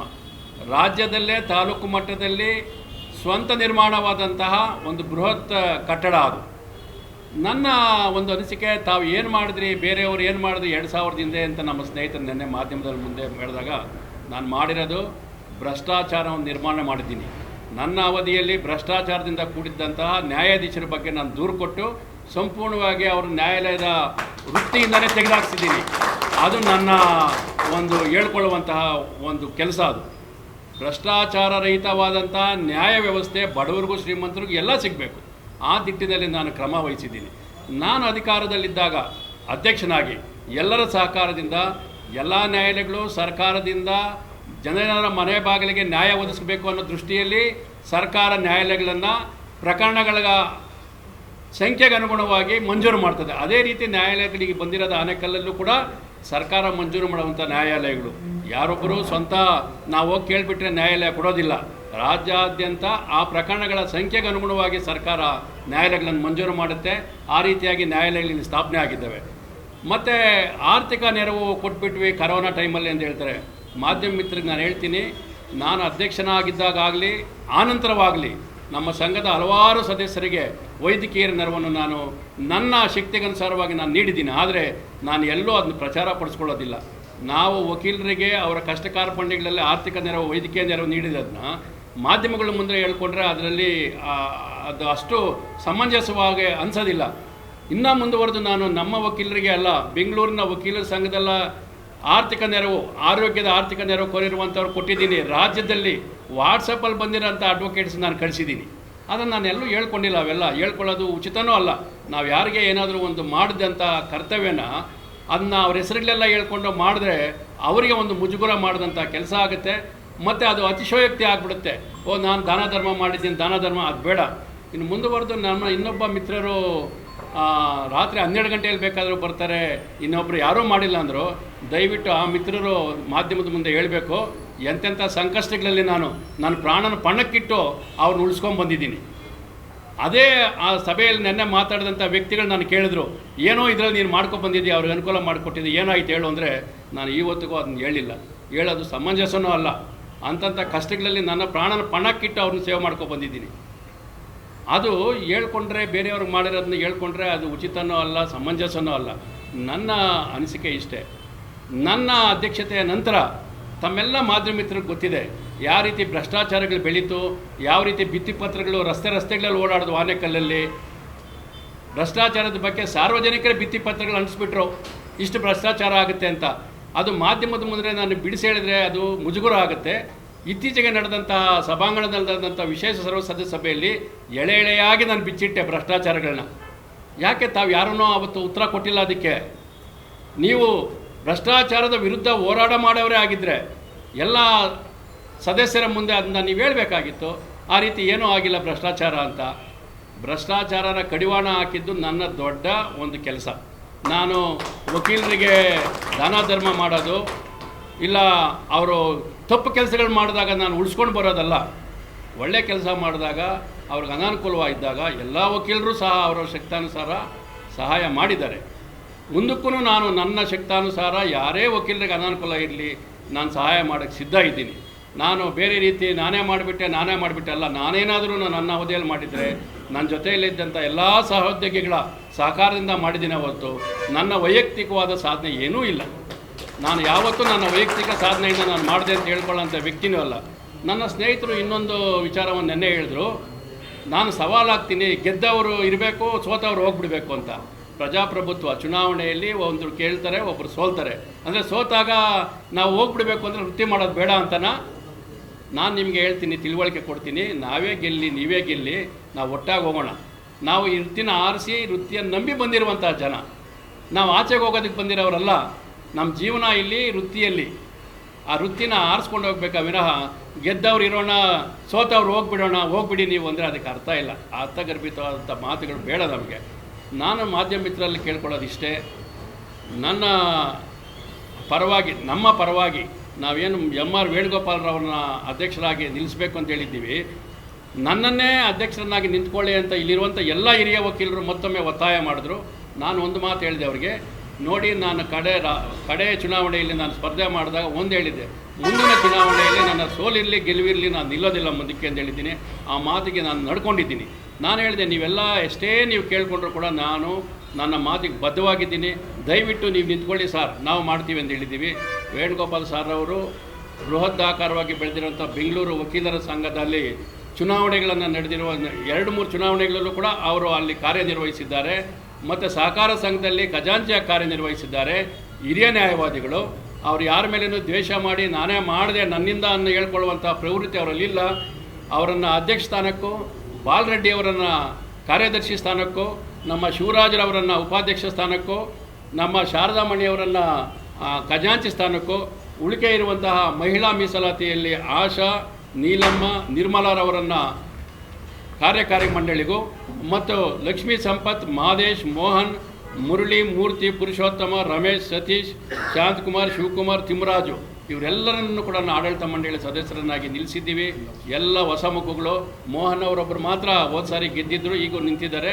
ಉಳಿದವರೆಲ್ಲರೂ ಹೊಸ ಮುಖಗಳೇ. ನಾವು ಅಧಿಕಾರ ನಡೆಸೋಣ, ಬೇರೆಯವ್ರಿಗೂ ಅಧಿಕಾರ ಹಂಚ್ಕೊಂಡು ಹೋಗೋಣ. ನಾವೊಬ್ಬರೇ ಮಾಡೋದಲ್ಲ, ಬೇರೆಯವ್ರನ್ನು ನಾವು ಬೆಳೆಸಬೇಕು. ಆ ದೃಷ್ಟಿಯಲ್ಲಿ ನಾನು ನಮ್ಮಲ್ಲಿ ವಿನಂತಿ ಮಾಡ್ಕೊಳ್ಳೋದೇನೆಂದರೆ, ನಮ್ಮ ಈ ಹೊಸ ಮುಖಗಳು ಒಳ್ಳೆಯ ಬೆಳವಣಿಗೆಯ ಹಾದಿಯಲ್ಲಿ ಮುನ್ನಡೀತಾರೆ ಅಂತ ನನಗೆ ಆಶ್ವಾಸನೆ ಇದೆ. ಮತ್ತೊಂದು ವಿಚಾರನ ನಮ್ಮ ಸ್ನೇಹಿತರು ನೆನ್ನೆ ಪ್ರಸ್ತಾಪ ಮಾಡಿದ್ರು, ಇಂಡ್ಲವಾಡಿಯಿಂದ ಮುಂದೆ ತಗೊಂಡೋಗಿ ಕೋರ್ಟ್ ಮಾಡಿಬಿಡೋಣ ಅಂತ. ತಮಗೆಲ್ಲ ಗೊತ್ತಿರೋಂಥ ವಿಚಾರ, ತಾಲೂಕು ಕಚೇರಿ ಎಲ್ಲಿದೆಯೋ ಅಲ್ಲಿ ನ್ಯಾಯಾಲಯ ಇದ್ರೇ ಅದು ಸರೋಗೋದು. ಅದಕ್ಕೆ ಸಾಕಷ್ಟು ಸ್ಥಳಾವಕಾಶ ಇಲ್ಲಿದೆ. ನ್ಯಾಯಾಲಯದ ಮುಂಭಾಗದಲ್ಲಿರೋ ವಸತಿಗಳನ್ನು ತೆರವು ಮಾಡಿದ್ರೆ ಭವ್ಯವಾದ ಸಂಕೀರ್ಣವನ್ನು ಇಲ್ಲಿ ನಿರ್ಮಾಣ ಮಾಡ್ಬೋದು. ನ್ಯಾಯಾಲಯಗಳಿಗೆ ಸಾಕಷ್ಟು ಸ್ಥಳಾವಕಾಶ ಇಲ್ಲಿದೆ. ನ್ಯಾಯಾಲಯದ ಮುಂಭಾಗದಲ್ಲೂ ಶಿಥಿಲವಾದ ಕಟ್ಟಡಗಳಿದೆ. ಇವೆಲ್ಲ ತಗೊಳ್ಬೇಕು. ನಾನು ಮುಂದೆ ಬರುವಂಥ ನಮ್ಮ ತಂಡವನ್ನು ನಾನು ಕೋರ್ತೀನಿ, ಯಾವುದೇ ಕಾರಣಕ್ಕೂ ನ್ಯಾಯಾಲಯ ಬೇರೆ ಕಡೆ ಸ್ಥಳಾಂತರ ಆಗೋದು ಉಚಿತ ಅಲ್ಲ. ಸಾರ್ವಜನಿಕರಿಗೂ ಅನಾನುಕೂಲ. ವಕೀಲರು ಇಲ್ಲಿಂದ ಹೋಗಿ ಅಲ್ಲಿ ಹೌಸಿಂಗ್ ಬೋರ್ಡಲ್ಲಿ ನಾವು ಮನೆಗಳು ತಗೊಂಡು ಅಲ್ಲೊಂದು ಆಫೀಸ್ ಮಾಡಬೇಕಾಗುತ್ತೆ. ಅದು ಆಗದಂಥ ಕೆಲಸ. ಇಲ್ಲೇ ತಾಲೂಕಿನ ಮಟ್ಟದಲ್ಲೇ ಭವ್ಯವಾದ ಕಟ್ಟಡ ನಿರ್ಮಾಣ ಮಾಡಲು ಅವ್ರಿಗೆ ನಾನು ಹೇಳಿದ್ದೀನಿ. ನಿಮ್ಮ ಮುಂದೆ ಗೆದ್ದು ಬಂದಾಗ ದಯವಿಟ್ಟು ಆದ್ಯತೆಯ ಮೇರೆಗೆ ಈ ಕೆಲಸ ಮಾಡಿ ಅಂತ ಹೇಳಿದ್ದೀನಿ. ಮಾಡ್ತಾರೆ. ಎಲ್ಲರಿಗೂ ಒಳ್ಳೆಯದಾಗಲಿ, ಎಲ್ಲ ಸಮಬಾಳ್ವೆಯಿಂದ ಸಹಾನುಭೂತಿಯಿಂದ ನಡ್ಕೊಂಡು ಹೋಗೋಣ ಅಂತ ಹೇಳಿ ನಾನು ಮಾತು ಮುಕ್ತಾಯ ಮಾಡಿ. ಆತ್ಮೀಯ ಮಾಧ್ಯಮ ಮಿತ್ರರಿಗೆ ನಾನು ಮೊದಲನೇದಾಗಿ ಧನ್ಯವಾದಗಳು ಹೇಳೋದಕ್ಕೆ ಇಷ್ಟಪಡ್ತೇನೆ. ಕಾರಣ ಇಷ್ಟೇ, ನಿನ್ನೆ ಒಂದು ಪತ್ರಿಕಾಗೋಷ್ಠಿ ತಾವು ಮಾಡಿದ್ದೀರಿ. ಪತ್ರಿಕಾಗೋಷ್ಠಿಯಲ್ಲಿ ಪ್ರಶ್ನೆಗಳು ಸಹ ತಾವು ನಮ್ಮ ಅಸೋಸಿಯೇಷನ್ ವಿಚಾರದಲ್ಲಿ ಎತ್ತಿದ್ದೀರಿ. ಅದಕ್ಕೆ ನನ್ನ ಮೊದಲನೇದಾಗಿ ತಮಗೆ ಧನ್ಯವಾದಗಳು. ಎರಡನೇದಾಗಿ ನಾವು ಈ ವಕೀಲರಲ್ಲಿ ನಡೆಯುವಂಥ ಎಲೆಕ್ಷನ್ನ ಇಷ್ಟೊಂದು ಮಟ್ಟಿಗೆ ತೊಗೊಂಡೋಗುವಂಥ ಅಭಿಪ್ರಾಯ ಇರಲಿಲ್ಲ, ಅವಶ್ಯಕತೆಯೂ ಇರಲಿಲ್ಲ ನನ್ನ ಮಟ್ಟಿಗೆ ಹೇಳೋದೇ ಆದರೆ. ಪ್ರಜಾಪ್ರಭುತ್ವದಲ್ಲಿ ರಾಜಕೀಯದಲ್ಲಾಗಲಿ ಯಾವುದೇ ಅಸೋಸಿಯೇಷನ್ಗಳಾಗಲಿ ಎಲೆಕ್ಷನ್ ಆಗೋದು ಅದು ಒಂದು ಪ್ರಕೃತಿ ನಿಯಮ. ಅವ್ರು ಹೇಳೋದು ಈಗ 12 ವರ್ಷ ನಾವು ಮಾಡಿದ್ವಿ ಮತ್ತೆ ನಮಗೆ ಬೇಕು ಅಂತ ಕೇಳಬೇಕಾದ್ರೆ ಎಷ್ಟು ಧರ್ಮ ಇದೆ. ಮೊದಲನೇದಾಗಿ ಎಲೆಕ್ಷನಲ್ಲಿ ಇದಕ್ಕೆ ಮೊದಲು ಯಾವತ್ತೂ ಸಹ ನಾವು ನಿಲ್ಲಲ್ಲ, ನೆಕ್ಸ್ಟ್ ಟೈಮ್ ಬಿಟ್ಕೊಡ್ತೀವಿ ಅಂತ ಹೇಳಿದಂಥವ್ರು ಆಗಲ್ಲ ಅಂದಿದ್ದ ಕಾರಣಕ್ಕೋಸ್ಕರ ಎಲೆಕ್ಷನ್ ಬಂತು. ಇಲ್ಲಾಂದ್ರೆ ಇನಾನಿಮಸ್ ಆಗಿ ಮಾಡಬೇಕಿತ್ತಿದು. ತಿಳ್ಕೊಳ್ಳಿ, ನನ್ನ ವೃತ್ತಿಯಲ್ಲಿ ನಾನು 4 ಡಿಕೇಡ್ಸ್ ಅಂದರೆ 40 ವರ್ಷ ನಾನು ರಾಜಕೀಯ ಜೀವನದಲ್ಲಿ ನಾನು ಮಾಡಿದ್ದೀನಿ. ನನ್ನ ಮೇಲೆ ಯಾವುದೇ ಥರದ ಒಂದು ಚಿಕ್ಕ ಬಿಳಿ ಸಾಸಿವೆ ಕಾಳಿನಷ್ಟು ಸಹ ನಾನು ಯಾವುದು ಇದು ಮಾಡಿಲ್ಲ. ನಾನು ವೈಯಕ್ತಿಕವಾಗಿ ನಾನು ಹೇಳ್ತೀನಿ, ಇವತ್ತಿನ ದಿನ ಎಲ್ಲ ನನ್ನ ಹಿರಿಯರು, ನನ್ನ ಸ್ನೇಹಿತರು ಮತ್ತು ನನ್ನ ಹಿತೈಷಿಗಳು ಇವತ್ತಿನ ದಿನ ಏನು ನನ್ನ ಗುರುತಿಸಿ ನನ್ನ ಅಧ್ಯಕ್ಷ ಸ್ಥಾನದಲ್ಲಿ ನೀವು ಇರಬೇಕು ಅಂತ ಅವ್ರು ಕೇಳಿದ ಒಮ್ಮತದ ಮೇಲೆ ನಾನು ಒಪ್ಪಿ ನಾನು ಇವತ್ತಿನ ಅಧ್ಯಕ್ಷ ಸ್ಥಾನದಲ್ಲಿ ನಾನು ನಿಂತಿದ್ದೀನಿ. ನಂದು ಒಂದೇ, ನನ್ನ ವಕೀಲ ವೃಂದ ಏನಿದ್ದಾರೆ ಎಲ್ಲ ಸದಸ್ಯರು ಸಹ ನನ್ನ ಕುಟುಂಬ ಇದ್ದಂಗೆ. ನಾನು ಯಾರಿಗೂ ತಾರತಮ್ಯ ಮಾಡಲ್ಲ. ಅವ್ರಿಗಾಗಿದ್ದ ಕಷ್ಟಗಳು, ಇವಾಗ ನಡೀತಿರತಕ್ಕಂಥ ತೊಂದರೆಗಳು, ಅದನ್ನು ನಿವಾರಣೆ ಮಾಡಬೇಕು ಅನ್ನೋಂಥ ಕಾರಣನೇ ನನಗಿರೋದಷ್ಟೇ. ಇನ್ನೊಂದು, ಈ ವಕೀಲರಲ್ಲಿ ಆಗಿದ್ದ ಎಲ್ಲ ಕೆಲಸಗಳು ಇವತ್ತೇನು ನಡೆದಿದ್ದಾವೆ, ಹಿಂದೆ ಮಾಡಿದ್ದಾರೆ ಮುಂದೆ ಮಾಡ್ತೀವಿ ಅನ್ನೋದಲ್ಲ. ನಾನು ಯಾವುದು ಬಾಯಲ್ಲಿ ಹೇಳಲ್ಲ, ಮಾಡಿ ತೋರಿಸೋಂಥ ವ್ಯಕ್ತಿ ನಾನು. 40 ವರ್ಷದಲ್ಲಿ ಜೀವನದಲ್ಲಿ ನಾನು ಆಗಿದ್ದ ವೃತ್ತಿ ಧರ್ಮದಲ್ಲಿ ನನ್ನ ಕಕ್ಷಿದಾರನಿಗೆ ಆಗಲಿ ನನ್ನ ವಕೀಲರಿಗೆ ಆಗಿರೋಂಥ ನೋವು ಕಷ್ಟ ನಾನು ಅರ್ಥಕೊಂಡಿದ್ದೀನಿ. ಇದನ್ನು ಏನಾದರೂ ಮಾತ್ರ ಬದಲಾವಣೆ ಮಾಡಬೇಕು. ಬದಲಾವಣೆ ಅಂದರೆ ಏನಕ್ಕೆ ಅಂತ ಕೇಳಬೇಕು ಅನ್ನೋಂಗಿದ್ರೆ, ಬದಲಾವಣೆ ಒಂದಕ್ಕೆ ಅಲ್ಲ, ನನ್ನ ನ್ಯೂನ್ಯತೆಗಳು, ನನ್ನ ವಕೀಲರಿಗೆ ಆಗ್ತಾ ಇರೋಂಥ ತೊಂದರೆ, ಈಗ ವಕೀಲರು ಅಲ್ಲಿ ಅನುಭವಿಸ್ತಿದ್ದಂಥ ತೊಂದರೆ, ಅದು ನ್ಯಾಯಾಂಗದ ಮಟ್ಟದಲ್ಲಿರ್ಬೋದು ಅಥವಾ ನಮ್ಮ ವಕೀಲರ ಅಸೋಸಿಯೇಷನ್ ವಿಚಾರದಲ್ಲಿರ್ಬೋದು, ಇವೆಲ್ಲ ಬದಲಾವಣೆ ಮಾಡಬೇಕು ಅನ್ನೋದೇ ನನ್ನ ಆದ್ಯ ಕರ್ತವ್ಯ. ನಾನು ಮಾಡೇ ಮಾಡ್ತೀನಿ. ನಮ್ಮ ಜೊತೆಯಲ್ಲಿ ಈಗ ನಮ್ಮ ಸಿಂಡಿಕೇಟಲ್ಲಿ ಯಾರಿದ್ದಾರೆ, ನಮ್ಮ ಹಿರಿಯರು ಯಾರಿದ್ದಾರೆ, ಇವ್ರನ್ನೆಲ್ಲ ಒಮ್ಮತ ತಗೊಂಡು ಅವ್ರ ಅಡ್ವೈಸರಿ ಕಮಿಟಿಲಿ ತೀರ್ಮಾನ ತಗೊಂಡು ಅವರ ಅಭಿಪ್ರಾಯದ ಮೇಲೆ ನಾವು ಒಂದೇ ಕೆಲಸ ಮಾಡಬೇಕೇ ವಿನ ನಾನು ವೈಯಕ್ತಿಕವಾಗಿ ಮಾಡ್ತೀನಿ ಅನ್ನೋದಲ್ಲ. ಇವತ್ತು ನಾನು ಆಫ್ಟರ್ ಆಲ್ ನಾನೊಬ್ಬ ಕ್ಯಾಂಡಿಡೇಟ್ ಅಷ್ಟೇ. ನಾನು ಗೆಲುವು ಸೋಲು ಮಾಡಬೇಕಾದ್ದು ನನ್ನ ಮತದಾರರು, ನನ್ನ ಆತ್ಮೀಯ ಗೌರವಾನ್ವಿತ ಸದಸ್ಯರಿಗೆ ತೀರ್ಮಾನ ಬಿಡೋಣ ವಿನ ನಾವು ತೀರ್ಮಾನ ತಗೊಳ್ಳೋದು ಬೇಡ. ಗೆಲುವು ಸೋಲು ಅನ್ನೋದು ಸದಸ್ಯರಿಗೆ ಸಂಬಂಧಪಟ್ಟಿದ್ದು. ಬೇಕಾದರೆ ಬೇಕು ಅಂತ ಇರಲಿ, ಬೇಡ ಅಂದರೆ ತೀರ್ಮಾನ ತಗೊಳ್ಳಿ. ನಂದು ಅದರಲ್ಲಿ ಎರಡನೇ ಮಾತೇ ಇಲ್ಲ. ಕೆಲವು ಮಾಧ್ಯಮ ಮಿತ್ರರು ಕೆಲವು ನೆನ್ನೆ ಪ್ರಶ್ನೆಗಳು ಕೇಳಿದ್ದೀರಿ. ತಮ್ಮ ಪ್ರಶ್ನೆಗಳಿಗೆ ಉತ್ತರ 4ನೇ ತಾರೀಕು 4:30 ಎಲೆಕ್ಷನ್ ಆದಮೇಲೆ 3ನೇ ತಾರೀಕು ಎಲೆಕ್ಷನ್ ಆದಮೇಲೆ ಉತ್ತರ ಬರುತ್ತಲ್ಲ, ಅದಕ್ಕೆ ನಿಮಗೇನು ಪ್ರಶ್ನೆಗಳು ಕೇಳಿದಿರಿ ಆ ಉತ್ತರನ ಜನ ಕೊಡ್ತಾರೆ. ನಾನು ಕೊಡೋದ್ರಲ್ಲಿ ಅದರಲ್ಲಿ ಏನೂ ತಪ್ಪಿಲ್ಲ, ಕೊಡಬಾರ್ದು. ನಾನು ಜನಗಳು ಕೊಡೋಂಥ ತೀರ್ಮಾನನ ಶಿರ್ಸಾವಹಿಸಿ ನಾನು ತಗೊಳ್ತೀನಿ. ವಕೀಲರ ಮಿತ್ರರಲ್ಲಿ ಯಾರೇ ಆಗಿದ್ದರೂ ಸಹ ಯಾವುದು ಕೊಟ್ಟರೂ ನಾನು ತೀರ್ಮಾನದಲ್ಲಿ ತಗೊಳ್ತೀನಿ. ಒಳ್ಳೆಯದು ಕೆಟ್ಟದ್ದು ಅನ್ನೋದು ಎರಡಕ್ಕೂ ಸಹ ನಾನು ಪ್ರತಿವಾರದ ತುಲನೆ ಮಾಡಬೇಕು. ತುಲನೆ ಮಾಡಬೇಕಾದ ಧರ್ಮ ನಂದಲ್ಲ, ಎಲ್ಲ ನನ್ನ ಮಿತ್ರರು ಸಂಬಂಧಪಟ್ಟಿದ್ದು ಅಂತ ನಾನು ಹೇಳೋಕ್ಕೆ ಇಷ್ಟಪಡ್ತೇನೆ. ಮುಖ್ಯವಾಗಿ ಈಗ ನನ್ನ ಅವಧಿಯಲ್ಲಿ, ನಮ್ಮ ಅವಧಿಯಲ್ಲಿ, ಈಗ ಬರೋಂಥ ಅವಧಿಯಲ್ಲಿ ಏನು ಮಾಡಬೇಕಾದ್ದು, ನಾವೊಂದು ಪ್ರಣಾಳಿಕೆ ಮಾಡಿದ್ದೀವಿ. ತಮಗೆಲ್ಲ ಗೊತ್ತಿರಬೇಕು ತಮ್ಮ ಕಾರ್ಯಕ್ರಮಗಳು ಏನೇನು, ನಮ್ಮ ಪ್ರಣಾಳಿಕೆಯಲ್ಲಿ ಏನೇನಿರಬೇಕು, ಯಾವ ವಿಚಾರ ಇರಬೇಕು ಅಂತ ತಮ್ಮ ಪ್ರಣಾಳಿಕೆ ತಮಗೆ ಗೊತ್ತಿರಬೇಕು. ಇದು ಮೊದಲನೇದಾಗಿ ಆದ್ಯತೆ. ಈಗ ಅವರು ಹೇಳಿದ್ದಾರೆ, ಅವರೇನೋ ಮಾಡ್ತಾರೆ, ಅದಕ್ಕೆ ಕೌಂಟರ್ ಮಾಡೋದಲ್ಲ ನನ್ನ ಆದ್ಯತೆ. ಇದು ನಿಜವಾದ ಬೇಕಾದಂಥ ನಾವು ವಕೀಲರಿಗೆ ಮತ್ತು ನಮ್ಮ ಎಲ್ಲ ಆಡಳಿತ ಮಂಡಳಿಯಲ್ಲಿ ಆಗತಕ್ಕಂಥ ತೊಂದರೆಗಳನ್ನ ನಿವಾರಣೆ ಮಾಡಬೇಕು ಅಂತ ಕಾರಣಕ್ಕೆ ಮಾಡಿದ್ದೀವಿ. ಇದನ್ನು ಯಾವುದೇ ಆಗಲಿ, ಇದನ್ನು ಪ್ರಣಾಳಿಕೆಯನ್ನು ಮಾಡಬೇಕಾದ್ರೆ ವೈಯಕ್ತಿಕವಲ್ಲ, ಎಲ್ಲ ಹಿರಿಯರು ಮತ್ತು ಆತ್ಮೀಯತೆ ನನ್ನ ಸ್ನೇಹಿತರು ಮೊದಲೆಲ್ಲ ಹಿರಿಯ ವಕೀಲರ ಒಮ್ಮತದ ಮೇಲೆ, ಅವರು ಅನಿಸಿಕೆ ಮೇಲೆ ತೀರ್ಮಾನ ಮಾಡಿರ್ತಕ್ಕಂಥ ಈ ನಡವಳಿಕೆ ಕಾಯ್ದು ಇದನ್ನು ನಾವು ಜಾರಿ ಮಾಡ್ತೀವಿ ಅಂತೇಳಿ ಗಂಡಾಶೋಘೋಷ ತಮ್ಮ ಮುಂದೆ ಹೇಳೋಕ್ಕೆ ಇಷ್ಟಪಡ್ತೇನೆ. ಇನ್ನೊಂದು, ನಮ್ಮ ಮಾಧ್ಯಮ ಮಿತ್ರರಲ್ಲಿ ನನ್ನ ಮನವಿ, ಕೆಲವು ನಾನು ಹಿಂದೆ ಏನು ಮಾಡಿದ್ದೀನಿ, ಮುಂದೆ ಏನು ಮಾಡಬೇಕು ಅನ್ನೋದಲ್ಲ. ನಾನು 40 ವರ್ಷ ಜೀವನದಲ್ಲಿ ನನ್ನ ರಾಜಕೀಯ ವೃತ್ತಿಯಲ್ಲಿ ನಾನು ಮಾಡಬೇಕಾದ ಮಾಡಿದ್ದೀನಿ. ನನ್ನ ಸ್ನೇಹಿತರು ಮಿತ್ರರು ಹೇಳಿದ್ರು, ನಾನು ಬೆಂಗಳೂರು ಕೋಆಪರೇಟಿವ್ ಸೊಸೈಟಿ ಅನ್ನೋದು ಇವತ್ತು ಏನು ಕಟ್ಟಡ ಇದೆ, ತಾವೆಲ್ಲ ನೋಡಿರ್ಬೇಕು, ಬೆಂಗಳೂರು ಸಿಟಿ ಸಿವಿಲ್ ಜಡ್ಜಲ್ಲಿ ಆ ಕಟ್ಟಡ ಆಗೋದಕ್ಕೆ ಕಾರಣ ಅವತ್ತಿನ ದಿನ ನಾನು ಅದರಲ್ಲಿ ಖಜಾಂಚಿ ಆಗಿದ್ದೆ. ನಾನು 5 ವರ್ಷ ಖಜಾಂಚಿಯಾಗಿ ಕೆಲಸ ಮಾಡಿದ್ದೀನಿ. ನಮ್ಮ ಸರ್ಕಾರದಲ್ಲಿ ಹೋಗ್ಬೇಕಂತ ಸವಲತ್ತನ್ನ, ನಮ್ಮ ಡಿವಿಡೆಂಟ್ 1% ಏನು ಇಂಟ್ರೆಸ್ಟ್ ಇತ್ತೋ ಅದು ಇನ್ಕಮ್ ಟ್ಯಾಕ್ಸ್ಗೆ ಹೋಗಬೇಕಾಯ್ತು. ಆ ಇನ್ಕಮ್ ಟ್ಯಾಕ್ಸ್ ವಿಚಾರದಲ್ಲಿ ಕೊಡಬಾರ್ದು ಅಂತೇಳಿ ನಾವು ಟ್ಯಾಕ್ಸ್ನ ಅಪೀಲಲ್ಲಿ ಮಾಡಿ 4,80,00,000 ರೂಪಾಯಿನ ನಾವು ಅದನ್ನು ಟ್ಯಾಕ್ಸ್ ಕೊಡಬಾರ್ದು ಅಂತೇಳಿ ಹೈಕೋರ್ಟ್ ಡೈರೆಕ್ಷನ್ ಮೇಲೆ ಹೈಕೋರ್ಟ್ ಆದೇಶದ ಮೇಲೆ ತಗೊಂಡು ಆ ದುಡ್ಡಲ್ಲಿ ನಾವು ಕಟ್ಟಿರುವಂಥದ್ದು ಇವತ್ತು. ಅದ್ರಲ್ಲಿ ನನ್ನ ಪಾತ್ರನೂ ಇದೆ. ಆದರೆ ನಾನು ಹೇಳಲ್ಲ, ನನ್ನ ವಕೀಲರು ಎಲ್ಲ ವಕೀಲರ ಕ್ಷೇಮಾಭಿವೃದ್ಧಿಗೆ ಮಾಡಿರೋಂಥ ಕೆಲಸ ಅದು. ವಕೀಲರ ದುಡ್ಡು ಅದು, ನಮ್ಮ ದುಡ್ಡಲ್ಲ. ಆದರೆ ನಾನು ತಾವು ಮಾಡಿದ್ರು ಸಹ ನಾನು ಯಾವತ್ತು ಇದುವರೆಗೂ ದಯವಿಟ್ಟು ಇವತ್ತು ನಿಮ್ಮ ಮಾಧ್ಯಮ ಮುಂದೆ ನಾನು ಬಾಯಿ ಬಿಡಬೇಕಾಯ್ತು ವಿನ ನಾನೆಲ್ಲೂ ಹೇಳಿಲ್ಲ. ಇದು ತಮ್ಮ ಮನಸ್ಸಿನಲ್ಲಿರಲಿ. ನಾನು ಇದಲ್ದಿರ ಬೇರೆ ಎಲ್ಲ ಸಂಘ ಸಂಸ್ಥೆಗಳಲ್ಲೂ ಸಹ ನಾನು 30 ವರ್ಷದಿಂದನೂ ನನ್ನದೇ ಆದಂಥ ಸೇವೆ ಮಾಡ್ಕೊಂಡು ಬರ್ತಾ ಇದ್ದೀನಿ. ಸೇವೆ ಏನು ಮಾಡಿದ್ರು ಸಹ ನಾನು ಇವತ್ತು ಅಷ್ಟೇ ಆಗಲಿ, ನನ್ನ ಕುಟುಂಬದಲ್ಲಾಗಲಿ, ನನ್ನ ಸದಸ್ಯರು ಮತ್ತು ಯಾರೇ ಮಿತ್ರರಲ್ಲಾಗಲಿ ನಾನು ಯಾವತ್ತೂ ಸಹ ಬಾಯಿ ಬಿಟ್ಟಿಲ್ಲ. ನಾವು ಒಬ್ಬರಿಗೆ ದಾನ ಧರ್ಮ ಮಾಡೋದು, ಕಷ್ಟಕ್ಕೆ ಆಗೋದು ನಮ್ಮ ವೃತ್ತಿ ಧರ್ಮ ಆಗಿದೆ. ಅದರಲ್ಲೂ ನಾನು ಒಬ್ಬ ವಕೀಲನಾಗಿ ನಾನು ಕಷ್ಟ ಅನುಭವಿಸಿದ್ದೀನಿ, ತಿಳಿದಿದ್ದೀನಿ, ಬಡತನ ನೋಡಿದ್ದೀನಿ. ಇವತ್ತಿನ ದಿನ ಆನೇಕಲ್ಲಿರುವಂಥ ವಕೀಲರ ಮನೆಗಳಿಗೆ ಇವತ್ತಿನ ದಿನ ನನ್ನ ಮತ ಆಚರಣೆಗೆ ಅಂತ ಹೋದಾಗ ಆ ಮನೆಗಳು ಅವ್ರು ಪಡ್ತಿದ್ದ ಪರಿಸ್ಥಿತಿ ನೋಡಿ ನಿಜವಾಗ ನನಗೆ ಭಾಳ ಬೇಜಾರಾಗಿದೆ. ಅದಕ್ಕೆ ಅಂಥ ಒಂದು ಸ್ಥಿತಿಯಲ್ಲಿದ್ದಾಗ ನಮ್ಮ ವಕೀಲರಿಗೆ, ಜೂನಿಯರ್ ವಕೀಲರಿಗೆ ನಾನು ಏನಾದರೂ ಒಂದು ನಮ್ಮ ಈ ಅಸೋಸಿಯೇಷನ್ ಮುಖಾಂತರದಲ್ಲಿ ಸೇವೆ ಕೊಡಬೇಕು, ಅವರಿಗೆ ಫೈನಾನ್ಷಿಯಲ್ ಬೆನಿಫಿಟ್ ಕೊಡಬೇಕು, ಸಹಾಯ ಕೊಡಬೇಕು ಅನ್ನೋದನ್ನು ಮೊದಲನೇ ಆದ್ಯತೆ ಇಟ್ಕೊಂಡಿದ್ದೀನಿ, ಯಾವುದೇ ಸಮುದಾಯ ಇರಬೇಕು. ಎರಡನೇದಾಗಿ ಈ ವಕೀಲರ ಅಸೋಸಿಯೇಷನಲ್ಲಿ ಒಂದು ಕೋಮಿನ ಜನದ್ದಲ್ಲ, ನಾವು ಎಲ್ಲ ಕೋಮ್ನವ್ರ ಜನ ಒಂದು ಫ್ಯಾಮಿಲಿ ಅಂತ ಮಾಡಬೇಕು ಅನ್ನೋ ಮನಸ್ಸು ನನಗಿದೆ. ನಾನು ಅದು ಮಾಡೇ ತೀರ್ತೀನಿ ಅಂತೇಳಿ ತಮ್ಮ ಮುಂದೆ ಹೇಳೋದು ಗಂಡಾಘೋಷವಾಗಿ ಹೇಳೋದಕ್ಕೂ ಪ್ರಯತ್ನ ಪಡ್ತೇನೆ. ಮುಖ್ಯವಾಗಿ ಇನ್ನೊಂದು ನನ್ನ ಹಿರಿಯರು ಎಲ್ಲಿದ್ದಾರೆ ನೋಡಿ, ಇವತ್ತಿನ ಅಸೋಸಿಯೇಷನಲ್ಲಿ ಏನಿದ್ದಾರೆ, ದ ಪಿಲ್ಲರ್ಸ್ ಇದ್ದಾರೆ. ಪಾಪ ಅವರು 79 ಅಂದರು. 79ರಲ್ಲಿ ಅವ್ರು ಮಾಡಿದಂಥವ್ರು ನನ್ನ ಗುರುಗಳು, ನಮ್ಮ ಗುರುಗಳು. ನಾವಿಬ್ಬರು ಒಂದೇ ಆಫೀಸಲ್ಲಿ ಪ್ರಾಕ್ಟೀಸ್ ಮಾಡಿದಂಥ ನಾವು ಲಾಯರ್ಗಳು. ನನಗೆ ಅವ್ರು ಸೀನಿಯರು. 79ರಲ್ಲಿ ಪ್ರಾಕ್ಟೀಸ್ ಮಾಡಿದಾಗಲಿಂದ ನಾನು ಅವತ್ತು 79 ನಾನು ಡಿಗ್ರಿನೇ ಪಾಸ್ ಆಗಿರಲಿಲ್ಲ. 80 ಮಾಡಿದಾಗ 84 ನಾನು ಡಿಗ್ರಿ ಪಾಸ್ ಆಗಿದ್ದು. ಅಲ್ಲಿವರೆಗೆ ಅವ್ರು ಲಾಯರ್ ಆಗಿದ್ದವರು. ನಮ್ಮ ಸೀನಿಯರ್ ಸಿ ವಿ ಸುಬ್ರಹ್ಮಣ್ಯ ಅವ್ರ ವಿಚಾರ ತಮಗೆ ಗೊತ್ತಿರಬೇಕು. ನಾವು ಅವರು ಆಫೀಸಲ್ಲಿ ಅವ್ರ ಆಸೆ ಮೇಲೆ, ಅವರು ಕೊಟ್ಟಂಥ ತಿಳುವಳಿಕೆ ಮೇಲೆ, ಅವ್ರು ಕೊಟ್ಟಂಥ ಬುದ್ಧಿ ಮೇಲೆ ನಾವು ಇವತ್ತಿನ ನಿವೃತ್ತಿ ಮಾಡ್ತಿದ್ವಿ. ಅದರಿಂದ ನಾವು ಚೆನ್ನಾಗಿದ್ವಿ. ನಾನು ಒಬ್ಬರ ಮೇಲೆ ಪುಳ್ಳು ಹೇಳೋದಕ್ಕಾಗಲಿ ಅಥವಾ ಒಬ್ಬರ ಮೇಲೆ ಟೀಕೆ ಟಿಪ್ಪಣಿ ಮಾಡೋದಾಗಲಿ ನಾನು ನಿಜವಾಗೂ ನನಗೆ ಬೇಡ. ದಯವಿಟ್ಟು ನಾನು ಎಲ್ಲ ಮಾಧ್ಯಮ ಮಿತ್ರರಲ್ಲಿ ನಾನು ವಿನಂತಿ ಮಾಡೋದಷ್ಟೇ, ದಯವಿಟ್ಟು ವಿಚಾರನ ನನ್ನ ಮತದಾರರಿಗೆ, ನನ್ನ ಗೌರವಾನ್ವಿತ ಸದಸ್ಯರಿಗೆ ತಿಳಿಸಿ. ಒಳ್ಳೆಯ ಒಂದು ಅವಕಾಶ, ಬದಲಾವಣೆ ಆಗಬೇಕು ಅಂತ ಒಂದು ಪರ್ವ ಬಂದಿದೆ. ನಮಗೂ ಬದಲಾವಣೆ ಅಂತ ಮಾಡಲಿ, ಬದಲಾವಣೆ ಮಾಡೋದಕ್ಕೆ ನೀವು ಅವಕಾಶ ಮಾಡಿಕೊಡಿ. ನೀವು ಏನು ಅಪೇಕ್ಷೆ ಮಾಡಿದ್ದೀರಿ, ನೀವೇನಂತ ನಮ್ಮ ಮೇಲೆ ಎಕ್ಸ್ಪೆಕ್ಟ್ ಮಾಡ್ತಿದ್ದೀರಿ ನಮ್ಮ ಟೀಮ್ ಮೇಲೆ, ಅದನ್ನೆಲ್ಲ ನಾವು ಮಾಡ್ತೀವಿ. ಇದೇ 3 ವರ್ಷದಲ್ಲಿ ನಾವು ಮಾಡಲಿಲ್ಲ ಅಂತ ಹೇಳಿದ್ರೆ ಇದೇ ನೆಕ್ಸ್ಟು ಬರುವಂಥ ಚುನಾವಣೆಯಲ್ಲಿ, ಮುಂದೆ ಬರೋ ಚುನಾವಣೆಯಲ್ಲಿ, ನೆಕ್ಸ್ಟ್ 3 ಇಯರ್ಸ್ ಬರೋಂಥ ಚುನಾವಣೆಯಲ್ಲಿ ನಮಗೆ ಮಾತಾಡೋದಕ್ಕೆ, ತಮ್ಮ ಮುಂದೆ ಮಾತಾಡೋದಕ್ಕೂ ನಮ್ಗೆ ಅರ್ಹತೆ ಇಲ್ಲ. ನಿಮ್ಮಂಥ ಮಧ್ಯಮ ಮಿತ್ರರು ಕರೆದು ನಾವು ಅವ್ರ ಮುಂದೆ ಉತ್ತರ ಕೊಡೋದಕ್ಕೂ ನನಗೂ ಮುಖ ಇರೋದಿಲ್ಲ.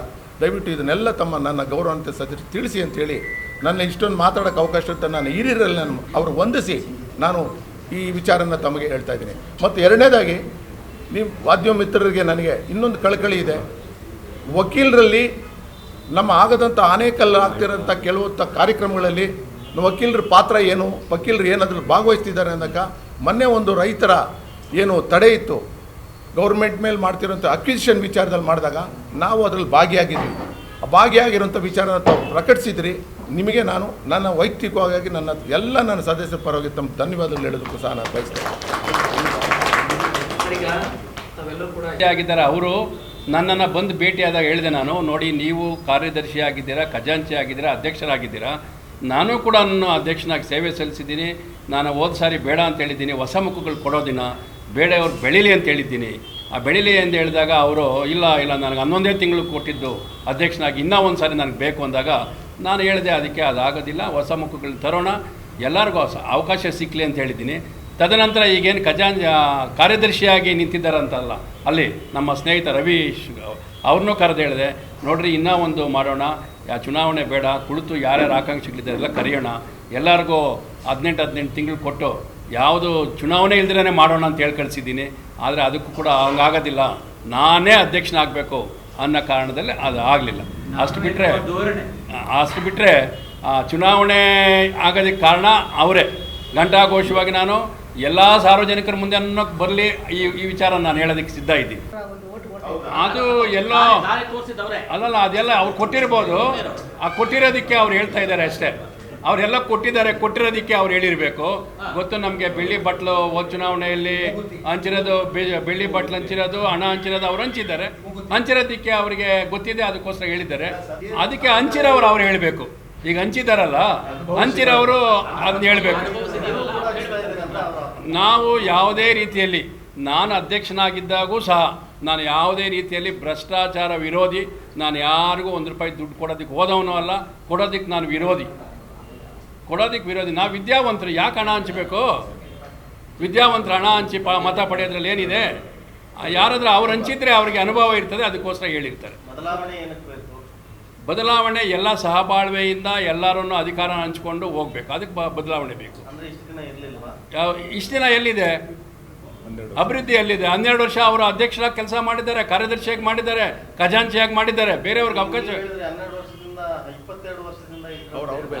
ಅವರು 22 ವರ್ಷದಿಂದ ಇದ್ದೆ.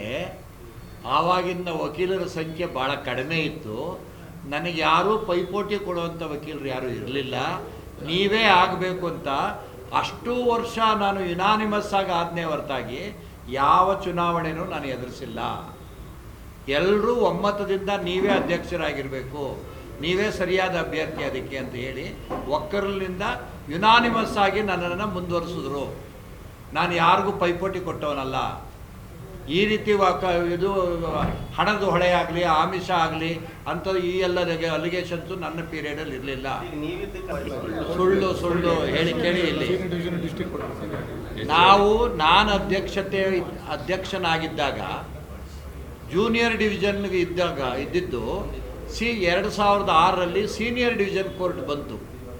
ಸೀನಿಯರ್ ಡಿವಿಷನ್ ಕೋರ್ಟ್ ಬಂದರೆ ಅದಕ್ಕೆ ಇನ್ಫ್ರಾಸ್ಟ್ರಕ್ಚರ್ ಇರಲಿಲ್ಲ.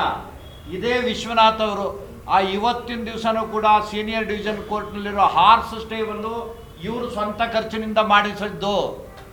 ಪ್ರತಿಯೊಂದನ್ನು ನಾವು ಮಾಡಿಸಿದ್ದು.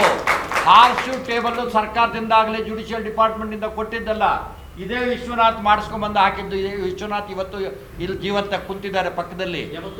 ಆ ಸೀನಿಯರ್ ಡಿವಿಷನ್ ಬಂದಾಗ ಮೊದಲು ಜೂನಿಯರ್ ಡಿವಿಷನ್ನಿಂದ ಅಪೀಲು ಬೆಂಗಳೂರಿಗೆ ಹೋಗ್ತಾ ಇತ್ತು. ಯಾವಾಗ ಸೀನಿಯರ್ ಡಿವಿಷನ್ ಇಲ್ಲಿ ಓಪನ್ ಆಯಿತು, ಹಲವಾರು ವಕೀಲರುಗಳು ಬೆಂಗಳೂರಿನಿಂದ ಬಂದು ಆನೇಕಲ್ನಲ್ಲಿ ತಮ್ಮ ಅಪೀಲ್ಗಳು ನಮಗೇ ಬರಲಿ ಅನ್ನೋ ಉದ್ದೇಶದಿಂದ ಇಲ್ಲಿ ಆಫೀಸನ್ನು ಓಪನ್ ಮಾಡಿದ್ರು. ಅದು ನಮ್ಮ ಕಾಲದಲ್ಲಿ ಆಗಿದ್ದೇ ಹೊರತಾಗಿ ಇವ್ರ ಕಾಲದಲ್ಲಿ ಆಗಿದ್ದಲ್ಲ. ಹೇಳ್ಕೊತಾರೆ ಅಷ್ಟೇ. ಈಗ ತಾವು ಇವಾಗಲೇ ಹೋದರೆ ಆ ಸೀನಿಯರ್ ಡಿವಿಷನ್ ಬಾಗ್ಲದ ಪಕ್ಕದಲ್ಲಿ ಒಂದು ನಾಮಫಲಕ ಇದೆ. ಆ ನಾಮಫಲಕದಲ್ಲಿ ಅಧ್ಯಕ್ಷ ಅನ್ನೋ ಜಾಗದಲ್ಲಿ ಬಿ ನಾರಾಯಣಸ್ವಾಮಿ ಅಂತ ಇದೆ, ಅದೇ ನಾನು. ಹೋಗಿ ನೋಡಿ, ಅದೇ ಯಾಕೆ ಸುಳ್ಳು ಯಾಕೆ ಹಾಕ್ತಾರೆ? ಈಗಲೇ ಹೋಗಿ ಯಾವ ಸೀನಿಯರ್ ಡಿವಿಷನ್ ಓಪನ್ ಆಯ್ತಲ್ಲ, ಆ ಸೀನಿಯರ್ ಡಿವಿಷನ್ ಗೋಡೆ ಮೇಲೆ ದೊಡ್ಡ ನಾಮಫಲಕ ಇದೆ. ಆ ನಾಮಫಲಕದಲ್ಲಿ ಅಧ್ಯಕ್ಷರು ಅನ್ನೋದ್ರ ಕೆಳಗಡೆ ಬಿ ನಾರಾಯಣಸ್ವಾಮಿ ಅಂತ ಹೆಸರಿದೆ. ಬಿಜೆಪಿ ಮಂಡಲ ಅಧ್ಯಕ್ಷ ಅಂತ ಮುನ್ರಾಜ್ ಗೌಡರ ಕಾಲದಲ್ಲಿ ಅವರು ಆರ್ ಅಶೋಕ್ ರೆವಿನ್ಯೂ ಮಿನಿಸ್ಟರ್ ಆಗಿದ್ದಾಗ ಲೆಟರ್ ಕೊಟ್ಟು ಸ್ಯಾಂಕ್ಷನ್ ಮಾಡಿಸಿದ್ರು. ಅದು ನಮ್ಮ ಖಜಾಂಚಿ ನಾಗರಾಜ್ ಅವರ ನೇತೃತ್ವದಲ್ಲಿ. ಆಗ ಕೆಲವು ಬೆಂಗಳೂರು ವಕೀಲರು AC ನ್ಯಾಯಾಲಯ ಆನೇಕಲ್ಗೆ ಬಂದರೆ ನಾವು ಆನೇಕಲ್ಗೆ ಬರಬೇಕಾಗುತ್ತೆ ಅಂತ ಅಲ್ಲಿ ತಡೆ ಹಿಡಿದ್ರು. ಅದು ಪೆಂಡಿಂಗಲ್ಲೇ ಇತ್ತು. ಮಾನ್ಯ ಈ ಕಾಂಗ್ರೆಸ್ ಗೌರ್ಮೆಂಟ್ ಬಂದ ಮೇಲೆ ನಮ್ಮ DK ಶಿವಕುಮಾರ್ ಉಪಮುಖ್ಯಮಂತ್ರಿ ಆದಮೇಲೆ ಇದೇ ಅಧ್ಯಕ್ಷರು ಮತ್ತು ಅವರು ನನ್ನ ಬಂದು ಮೀಟ್ ಮಾಡಿದ್ರು. ನಾನು ಇಲ್ಲಿ ಕಾನೂನು ಘಟಕದ ಅಧ್ಯಕ್ಷನು ಕಾಂಗ್ರೆಸ್ಗೆ. ನಾನು MLA ಅವರನ್ನ ಶಿವಣ್ಣವ್ರನ್ನ ಮೀಟ್ ಮಾಡಿ ಅವರ ಮುಖಾಂತರ DK ಶಿವಕುಮಾರ್ ಅವರನ್ನ ಮೀಟ್ ಮಾಡಿದಾಗ DK ಶಿವಕುಮಾರ್ ಅವರು ಇನ್ನು 15 ದಿವಸದೊಳಗೆ ನಿಮ್ಗೆ ಆನೇಕಲ್ನಲ್ಲಿ ಕೋರ್ಟ್ ಆಗುತ್ತೆ ಹೋಗಿ ಅಂತ ಹೇಳಿದ್ರು. ಅವರು DK ಶಿವಕುಮಾರ್ ಸ್ಯಾಂಕ್ಷನ್ ಮಾಡಿದ ಕಾರಣ ಆನೇಕಲ್ನಲ್ಲಿ AC ನ್ಯಾಯಾಲಯ ನಡೀತಾ ಇದೆ. ಅವರು ಮಾಡಿದ್ದಲ್ಲ. ಯಾಕೆಂತಂದ್ರೆ AC ಕೋರ್ಟ್ ಆನೇಕಲ್ ಬಂತು ಅಂತಂದ್ರೆ ಅವರ ಮತ್ತೆ ಅಲ್ಲಿಂದ ಇಲ್ಲಿ ಬರಬೇಕು. ಆನೇಕಲ್ನಲ್ಲಿ AC ಕೋರ್ಟ್ ನಡೆಯೋದು ಬೇಡ ಅಂತೇಳಿ ಅವರು ಅಲ್ಲಿ ತೊಂದರೆ ಕೊಟ್ಟರು ಅಷ್ಟೇ ಆಗಲಿ. ಆನೇಕಲ್ ಅಡ್ವೊಕೇಟ್ಸ್ ಪ್ರಾಕ್ಟೀಸಿಂಗ್ ಅಡ್ವೊಕೇಟ್ಸ್ ಯಾರು ಮಾಡಿಲ್ಲ.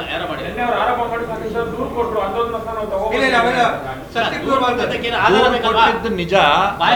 ಬೆಂಗಳೂರು ಅಡ್ವೊಕೇಟ್ಸ್ ಕೊಟ್ಟಿರೋ ಸತ್ಯ, ಆನೇಕಲ್ ಅಡ್ವೊಕೇಟ್ಸ್ ಕೊಟ್ಟಿದ್ದಲ್ಲ, ನಾವ್ಯಾರು ಕೊಟ್ಟಿದ್ದಲ್ಲ. ಆಮೇಲೆ ಒಂದು ಕ್ಲಾರಿಫಿಕೇಶನ್ ತಮಗೆ ಕೊಟ್ಬಿಡ್ತೀನಿ.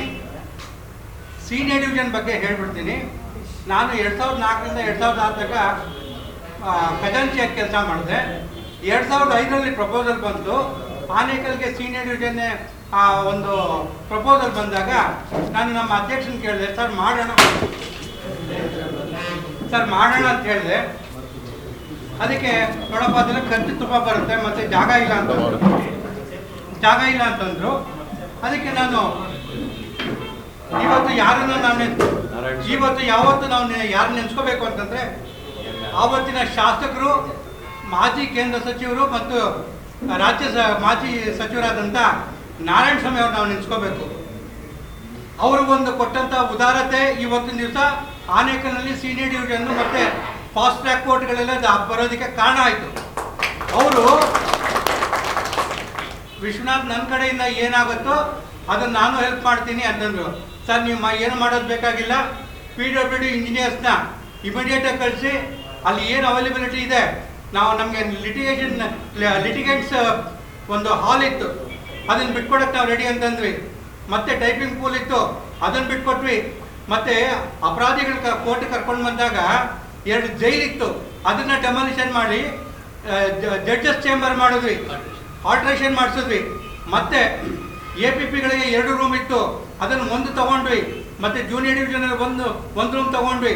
ಸೀನಿಯರ್ ಡಿವಿಷನ್ ಪ್ರಾರಂಭ ಆಗೋದಕ್ಕೆ ಖಂಡಿತವಾಗ್ಲೂ ಹೇಳ್ಬೇಕಂದ್ರೆ ಇವತ್ತು ನಾವು ನೆನೆಸ್ಕೋಬೇಕಾದ ಮುಖ್ಯ ವ್ಯಕ್ತಿ ಮಾಜಿ ಶಾಸಕರಿಂದ ನಾರಾಯಣ ಹೇಳಿದವರು. ಅವ್ರಿಗೆ 50,000 ರೂಪಾಯಿ ಉದಾರತೆ ಕೂಡ ಕೊಟ್ಟರು ನಮಗೆ. ಅವರು ಆ ಒಂದು ದುಡ್ಡಲ್ಲಿ ತಗೊಂಡು ನಾವು ಎಲ್ಲ ಖರ್ಚು ಮಾಡಿ ಒಂದು ಕಲರ್ಫುಲ್ ಫಂಕ್ಷನ್, ಒಂದು ತುಂಬ ಚೆನ್ನಾಗಿ. ಜೊತೆಗೆ ಅವತ್ತು ಏನಾಯ್ತು ಅಂತಂದರೆ ರಾಜ್ಕುಮಾರ್ ಅವ್ರ ಸತ್ತು, ನಾವು ಸೀನಿಯರ್ ಡಿವಿಷನ್ ಓಪನಿಂಗ್ ಡೇಟ್ ಇಟ್ಟಾಗ ರಾಜ್ಕುಮಾರ್ ಅವ್ರ ಸತ್ರು. ಆ ಪರಿಸ್ಥಿತಿನಲ್ಲಿ ಒದ್ದಾಡಿರೋದು ನನಗೆ ಗೊತ್ತು, ನಮ್ಮ ಹಿರಿಯ ವಕೀಲರಿಗೆ ಗೊತ್ತು ಎಷ್ಟು ಆ ಒಂದು ಪರಿಸ್ಥಿತಿನಲ್ಲಿ ನಾವು ಓಪನ್ ಮಾಡಿದ್ವಿ ಅಂತ. ಜೊತೆಗೆ ಆ ಸೀನಿಯರ್ ಡಿವಿಷನ್ ಓಪನ್ ಆಯಿತು, ಸಕ್ಸಸ್ ಆಯಿತು. ನೆಕ್ಸ್ಟ್ ಏನಾಯಿತು ಅಂತಂದರೆ ಬರೀ 6 ತಿಂಗಳಲ್ಲೇ ಒಂದು ಜುಡಿಷಿಯಲ್ ಕ್ವಾರ್ಟರ್ಸ್ಗೆ ಪ್ರಪೋಸಲ್ ಬಂತು. ಅವಾಗ ನಮ್ಮ ಹಿರಿಯರಾದ ನಾರಾಯಣ ಸ್ವಾಮಿ ಅವರು ನಾವು ಎಲ್ಲ ಸೇರಿಕೊಂಡು PWD ಇಂಜಿನಿಯರ್ ಕರೆದು ಒಂದು ಜುಡಿಷಿಯಲ್ ಕ್ವಾರ್ಟರ್ಸ್, ಇವತ್ತು ಯಾರಾದ್ರೂ ಜಡ್ಜು ಒಬ್ರು ಇದೆ ನ್ಯಾಯಾಲಯದ ಕಾಂಪೌಂಡಲ್ಲಿ ಇದ್ದಾರೆ, ಅದನ್ನು ಕೂಡ ನಾರಾಯಣ ಸ್ವಾಮಿ ಅವರ ಅಧ್ಯಕ್ಷತೆಯಲ್ಲಿ ಕೂಡ ಆಗಿದ್ದು. ಜೊತೆಗೆ ಏನಂತಂದ್ರೆ ನಿನ್ನೆ ನಮ್ಮ ವಕೀಲರಾದಂಥ H. ಶ್ರೀನಿವಾಸ್ ಅವರು ಹೇಳ್ತಾ ಇದ್ರು, ಅವ್ರು ಎಲ್ಲಿ ಬೇಕಾದ್ರೂ ಹೊರ್ತಾರೆ, 3 ಗಂಟೆಗೆ ಹೋಗ್ತಾರೆ, 4 ಗಂಟೆಗೆ ಹೋಗ್ತಾರೆ ಅಂತ. ಇದೇ H. ಶ್ರೀನಿವಾಸ್ ಮೇಲೆ ಬಾರ್ ಕೌನ್ಸಿಲ್ ಅಲ್ಲಿ ಒಂದು ಕಂಪ್ಲೇಂಟ್ ಸರಿ ಇಂಡಿವಿಜುವಲ್ ಬೇಡ, ಅಲ್ಲ ಸರಿ, ಅದು ಆಕ್ಚುಲಿ ಕತೆ ಸರ್, ಅದು ಬೇಡ. ಸ್ವಾಮಿ, ಒಟ್ಟಾಗಿ ಹೇಳ್ಬೇಕು ಅಂತಂದ್ರೆ ನಾವು ವಕೀಲ ವೃತ್ತಿಯನ್ನು ಮುಗಿಸ್ಕೊಂಡು ನಾವು ಸಂಜೆ ಹೋಗಿ ನಮ್ಮೆಲ್ಲರಿಗೂ ಮನೆಗಳಿದೆ, ನಮ್ಮ ಮನೆಗಳಲ್ಲಿ ಮಲಕ್ಕೋತೀವಿ. ನಾವು ಮಧ್ಯರಾತ್ರಿಯಲ್ಲಿ ಎದ್ದೋಗೋ ನಾವು ಮಧ್ಯರಾತ್ರಿ ನಾವು ಹೋಗಲ್ಲ. ನಾವು ರಾತ್ರಿ ಹೊತ್ತು ನಮ್ಮ ಮನೇಲೇ ಮಲಕೊಳ್ಳೋ ಅಭ್ಯಾಸ, ನಾವು ನಮ್ಮ ಮನೇಲೇ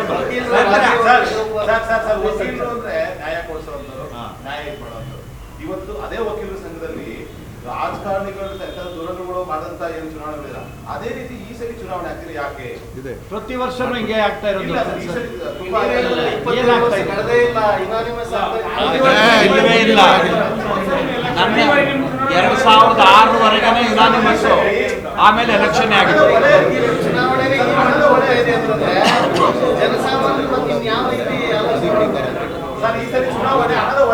ಅಲ್ಲ, ಈಗ ಒಂದು ನಿಮಿಷ ಸರ್, ಮನಸ್ಸೋ ಇಚ್ಛೆ ಇದ್ದರೆ ಚುನಾವಣೆ ಅವಶ್ಯಕತೆ ಇರಲಿಲ್ಲ. ನನ್ನ ಅಧ್ಯಕ್ಷತೆಯಲ್ಲಿ ನನ್ನ ಅವಧಿ ಮುಗಿದ ತಕ್ಷಣ ಮತ್ತೊಬ್ಬ ಸ್ನೇಹಿತರು ಇಲ್ಲಿ ಚುನಾವಣೆಯಲ್ಲಿ ನಡೆದು ಗೆದ್ದರು. ಆ ನಂತರ ಆದಂಥ ಚುನಾವಣೆಯಲ್ಲಿ ನಾನೇ ಮುಂದಾಳತ್ವದಲ್ಲಿ ಚುನಾವಣೆ ಇಲ್ಲದೇ ಇನಾನಮಸ್ ಆಗಿ ಮಾಡಿದ್ವಿ. ವಿಜಯಕುಮಾರ್ ಅವ್ರನ್ನ ಕಾರ್ಯದರ್ಶಿಯಾಗಿ ಮಾಡಿದ್ವಿ, ಸಂಪತ್ ಅವ್ರನ್ನ SL ಸಂಪತ್ ಕುಮಾರ್ ಅವ್ರನ್ನ ಪ್ರೆಸಿಡೆಂಟ್ ಮಾಡಿದ್ವಿ. ಆಗ ಯಾಕೆ ಚುನಾವಣೆ ಮಾಡಿದ್ವಿ? ಸಾಮರಸ್ಯ ಇತ್ತು ಮತ್ತು ಇಚ್ಛಾ ಮನೋಶಕ್ತಿ ಇತ್ತು, ಹೊಸಬ್ರಿಗೆ ಕೊಡಬೇಕು ಅಂತ. ಆ ಇಚ್ಛಾ ಮನೋಶಕ್ತಿಯಿಂದ ನಾವು ಆವಾಗ ಚುನಾವಣೆ ಇಲ್ದೇ ಮಾಡಿದ್ವಿ. ಈಗಲೂ ಕೇಳಿಕೊಂಡು ನಾವು ಬನ್ನಿ ಅಂತ, ಇಲ್ಲ ನಾನೇ ಆಗಬೇಕು ಅಂದರೆ ಎಲ್ಲಾಗುತ್ತೆ. ಸ್ವಾರ್ಥ ಮನೋಭಾವದಿಂದ ಚುನಾವಣೆ ನಡೀತೇವೆ ವಿನಃ ಇವತ್ತೂ ಬರಲಿ, ನಾಳೆ ಚುನಾವಣೆ ಇದೆ, ನಾವು ಸಿದ್ಧ ಇದ್ದೀವಿ, ಚುನಾವಣೆನೇ ಬೇಡ, ಬರ್ಖಾಸ್ತು ಮಾಡಿಬಿಡೋಣ, ಎಲ್ಲ ಒಟ್ಟಾಗಿ ಬನ್ನಿ, ಚುನಾವಣೆನೇ ಬೇಡ, ಬರ್ಖಾಸ್ತು ಮಾಡೋಣ, ಚುನಾವಣೆ ಒಟ್ಟಾಗಿ.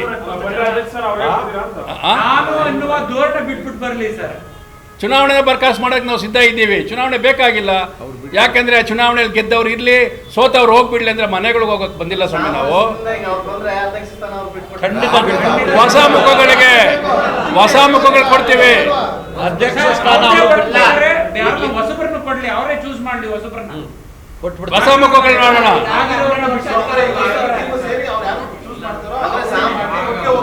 ಅವರಲ್ಲ, ಎಲ್ಲರೂ ಸೇರಿ ತೀರ್ಮಾನ ಮಾಡ್ತೇವೆ, ನಾವು ಹೋಗ್ತೇವೆ. ಈಗಲೂ ನಾವು ಸದಾ ಸಿದ್ಧ. ಆ ಬಣ್ಣ ನಮ್ಮಲ್ಲಿ ಬಣ್ಣನೇ ಇಲ್ಲ. ಒಟ್ಟಾಗೋದಾಗ ಬಣ ಇಲ್ಲ.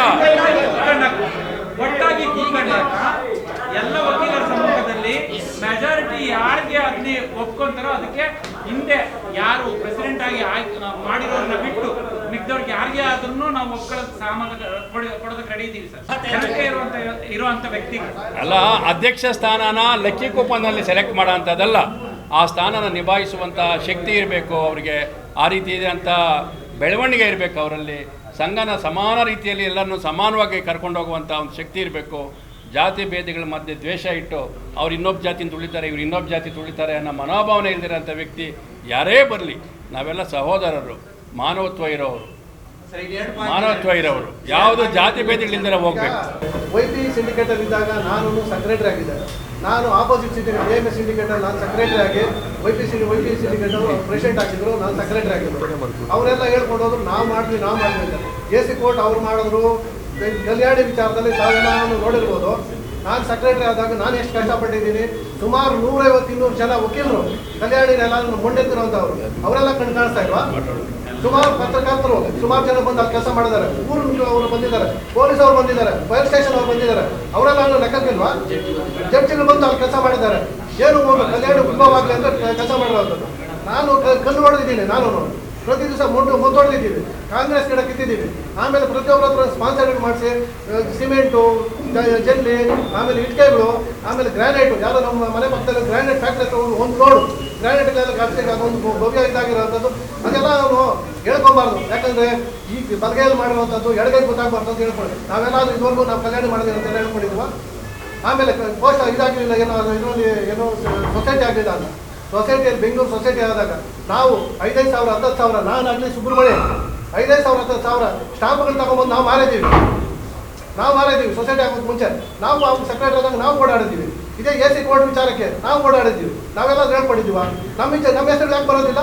ಅದೆಲ್ಲ ಒಂದು ಸಂಘ ಅಂದಾಗ ತಂದೆ ತಾಯಿ ಇದು ಕುಟುಂಬ ಇದ್ದಂಗೆ. ಕುಟುಂಬದಲ್ಲಿದ್ದಾಗ ತಂದೆ ಸ್ಥಾನದಲ್ಲಿ ನಾವು ಕೊಡ್ತಾರೆ. ತಂದೆ ಸ್ಥಾನ ಕೊಟ್ಟಾಗ ನಾವೆಲ್ಲ ಮಕ್ಕಳಾಗಿರೋದು. ಮಕ್ಕಳಿಗೆ ಯೋಗಕ್ಷೇಮಗಳು ಕಷ್ಟ ಸುಖಗಳು ನೋಡ್ಕೊಳ್ಳೋದು ನಮ್ಮ ಕರ್ತವ್ಯ. ನಾವು ಮಾಡಿದ್ವಿ ಅಂದ್ರೆ ಮಕ್ಕಳಿಗೆ ನಾವು ಮಾಡೋದನ್ನ ಯಾಕೆ ಹೇಳ್ಕೋಬೇಕು? ನಮ್ಮ ಕರ್ತವ್ಯ ಅಲ್ವಾ? ನಾವೆಲ್ಲ ಈಗ ಅಷ್ಟು ಜನನು 400 ಜನ ಆಗಲಿ 500 ಜನ ಆಗಲಿ ಯಾರಿಗೆ ಎಬ್ಬರ್ಸ್ತಾರೆ? ಯಾಕೆ ಗೆಲ್ಸ್ಕೊಡೋದು ಏನು? ಪ್ರೆಸಿಡೆಂಟ್ ಆಗಲಿ ಸೆಕ್ರೆಟರಿ ಆಗಲಿ ಗೆಲ್ಸ್ಕೊಡೋದು ಏನಕ್ಕೆ?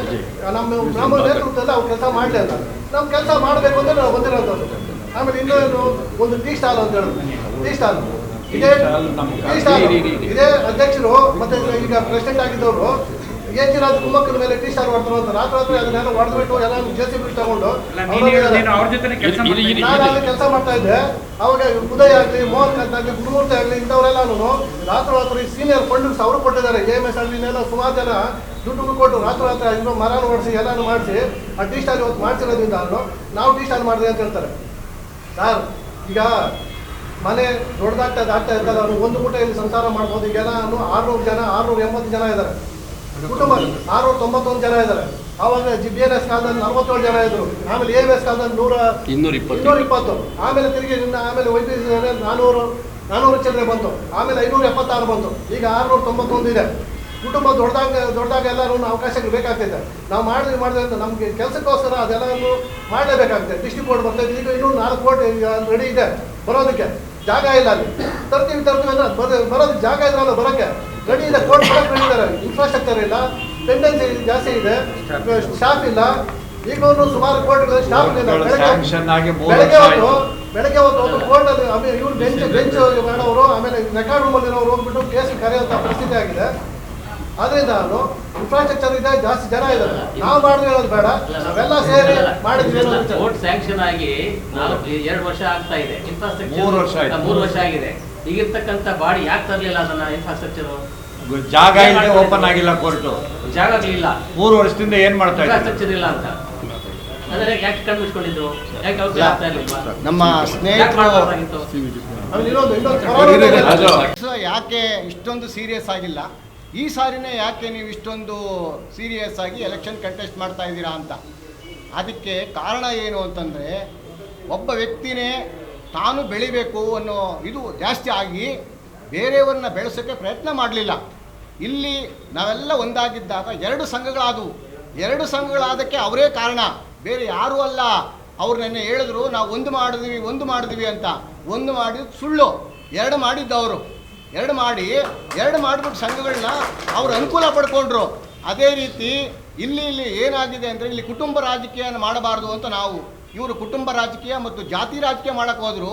ಅದಕ್ಕೋಸ್ಕರ ಎಲ್ಲ ವ್ಯಕ್ತಿಗಳು ನಾವೆಲ್ಲ ಒಂದಾಗಿ, ಅಂದರೆ ಅವರ ಉದ್ದೇಶ ಒಂದೇ, ಈ ಸಾರಿ ಕರೆಯೋದು ನಿನ್ನ ಪ್ರೆಸಿಡೆಂಟ್ ಮಾಡ್ತೀನಿ ಅಂತ ಹೇಳೋದು ಒಬ್ಬರನ್ನ, ಅವ್ರ ಹೆಲ್ಪ್ ತಗೊಳೋದು. ಇನ್ನೊಬ್ಬರನ್ನ ಕರೆಯೋದು ನಿನ್ನ ನೆಕ್ಸ್ಟ್ ಟೈಮ್ ಖಜಾಂಚಿ ಮಾಡ್ತೀನಿ ಅಂತ 4 ಜನ ಕೇಳೋದು. ಇನ್ನೊಬ್ಬರನ್ನ ಕರೆಯೋದು ನಿನ್ನ ಸೆಕ್ರೆಟರಿ ಮಾಡ್ತೀನಿ ಅಂತ 4 ಜನ ಕೇಳೋದು. ಅವ್ರು ಒಬ್ಬರ ಮುಂದೆ ಹೇಳಲ್ಲ, ಬೇರೆ ಹತ್ರ ಕರೆದ್ಬಿಟ್ಟು ಅವ್ರ ಎದುರುಗ ಮಾತ್ರ ಹೇಳೋದು. ಅಂದರೆ ನನ್ನ ಮಾಡ್ತಾರೆ ಅನ್ನೋ ಮುಂದೆ ಸಾರಿ ಅಂತ ಇವನ್ ಸಪೋರ್ಟ್ ಮಾಡ್ತಾರೆ, ಇನ್ನೊಬ್ರು ಮಾಡ್ತಾರೆ ಅಂತ ಇನ್ನೊಬ್ರು ಸಪೋರ್ಟ್ ಮಾಡ್ತಾರೆ. ಈ ಥರ ಮಾಡಿ ಎಲ್ಲರೂ ಮಾಡಿಬಿಟ್ಟು ಲಾಸ್ಟ್ ಎಲೆಕ್ಷನ್ ಬಂದಾಗ ನಾನೇ ಪ್ರೆಸಿಡೆಂಟ್ ಆಗಬೇಕು ಅಂತಾರೆ. ಅದಕ್ಕೋಸ್ಕರನೇ ನಾವು ಎಲ್ಲ 4 ಪಂಗಡಗಳಿದ್ವಿ. ಈ 4 ಪಂಗಡಗಳು ಒಂದಾಗಿ ಇವತ್ತು ಎಲೆಕ್ಷನ್ ಮಾಡ್ತಾ ಇದ್ದೀವಿ. ಈ ಎಲೆಕ್ಷನ್ನ ತಡ್ಕೊಳಕ್ಕಾಗ್ದಿರಾ ಅವರು ನಮ್ಮ ಮೇಲೆ ಇಲ್ಲದ ಆರೋಪಗಳನ್ನು ಮಾಡಿ ನಿನ್ನೆ ನಿಮ್ಮ ಮುಂದೆ ಪ್ರೆಸ್ ಮೀಟಲ್ಲಿ ನಾವು ಮಾಡಿದ್ವಿ ಅಂತ ಹೇಳ್ತಾರೆ. ಅದೆಲ್ಲ ಸುಳ್ಳು. ಅವರು ಮಾಡಿದ್ದು ಯಾವುದೂ ಇಲ್ಲ. ನಾನು ಸೆಕ್ರೆಟರಿ ಆಗಿದ್ದಾಗ MLA ಅವರ ಹತ್ರ ಹೋರಾಡಿ ಇಲ್ಲಿ ಆನೇಕಲ್ಗೆ ಬೋರ್ವೆಲ್ ಹಾಕ್ಸಿದಿರಿ.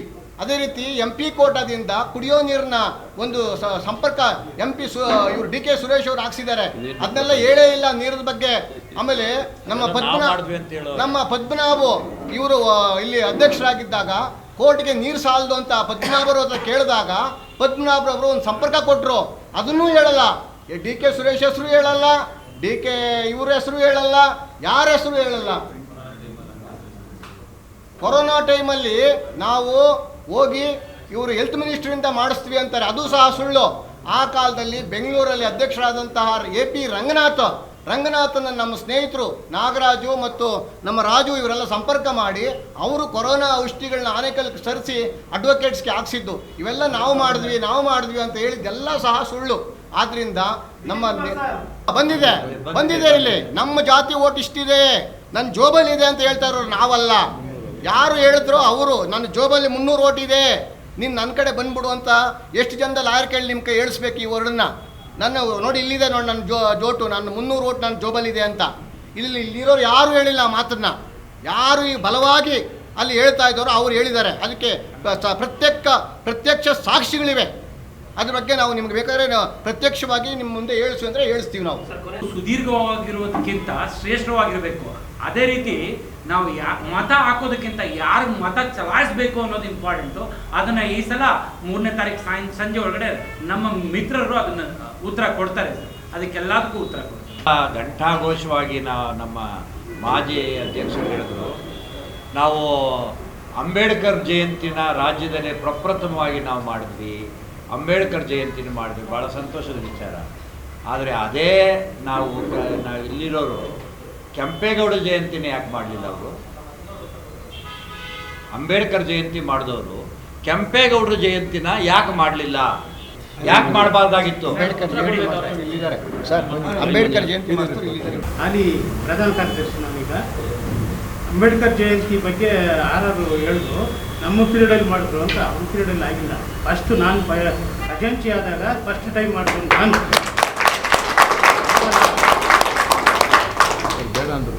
ಅವು ಆಮೇಲೆ ಮತ್ತೆ ಈಗ ನಮ್ಮದೇನಂದ್ರೆ ಈಗ ಎಲಿಜಿಬಲ್ ಕ್ಯಾಂಡಿಡೇಟ್ ಇದ್ದಾರೆ ಅಧ್ಯಕ್ಷರು.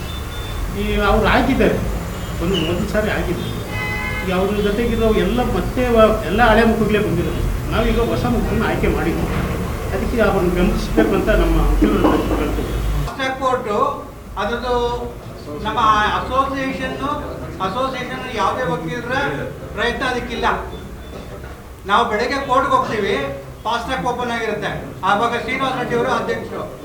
ಕಾರಣ ಏನಂದಾಗ ಎಲ್ಲೆಲ್ಲ ಸೀನಿಯರ್ ಡಿವಿಷನ್ ಇದೆಯೋ ಅಲ್ಲೆಲ್ಲ ಫಾಸ್ಟ್ ಟ್ರ್ಯಾಕ್ ಕೋರ್ಟ್ ಓಪನ್ ಆಗಬೇಕು ಅಂತ ಒಂದು ಸರ್ಕ್ಯುಲರ್ ಬಂದಿರುತ್ತೆ. ಅದಕ್ಕೋಸ್ಕರ ಅದನ್ನು ಪ್ರಾರಂಭ ಮಾಡಿರ್ತಾರೆ. ಆ ವಿಚಾರ ನಮಗೆ ಗೊತ್ತೇ ಇಲ್ಲ, ಯಾರಿಗೂ ಗೊತ್ತಿಲ್ಲ ಅದು.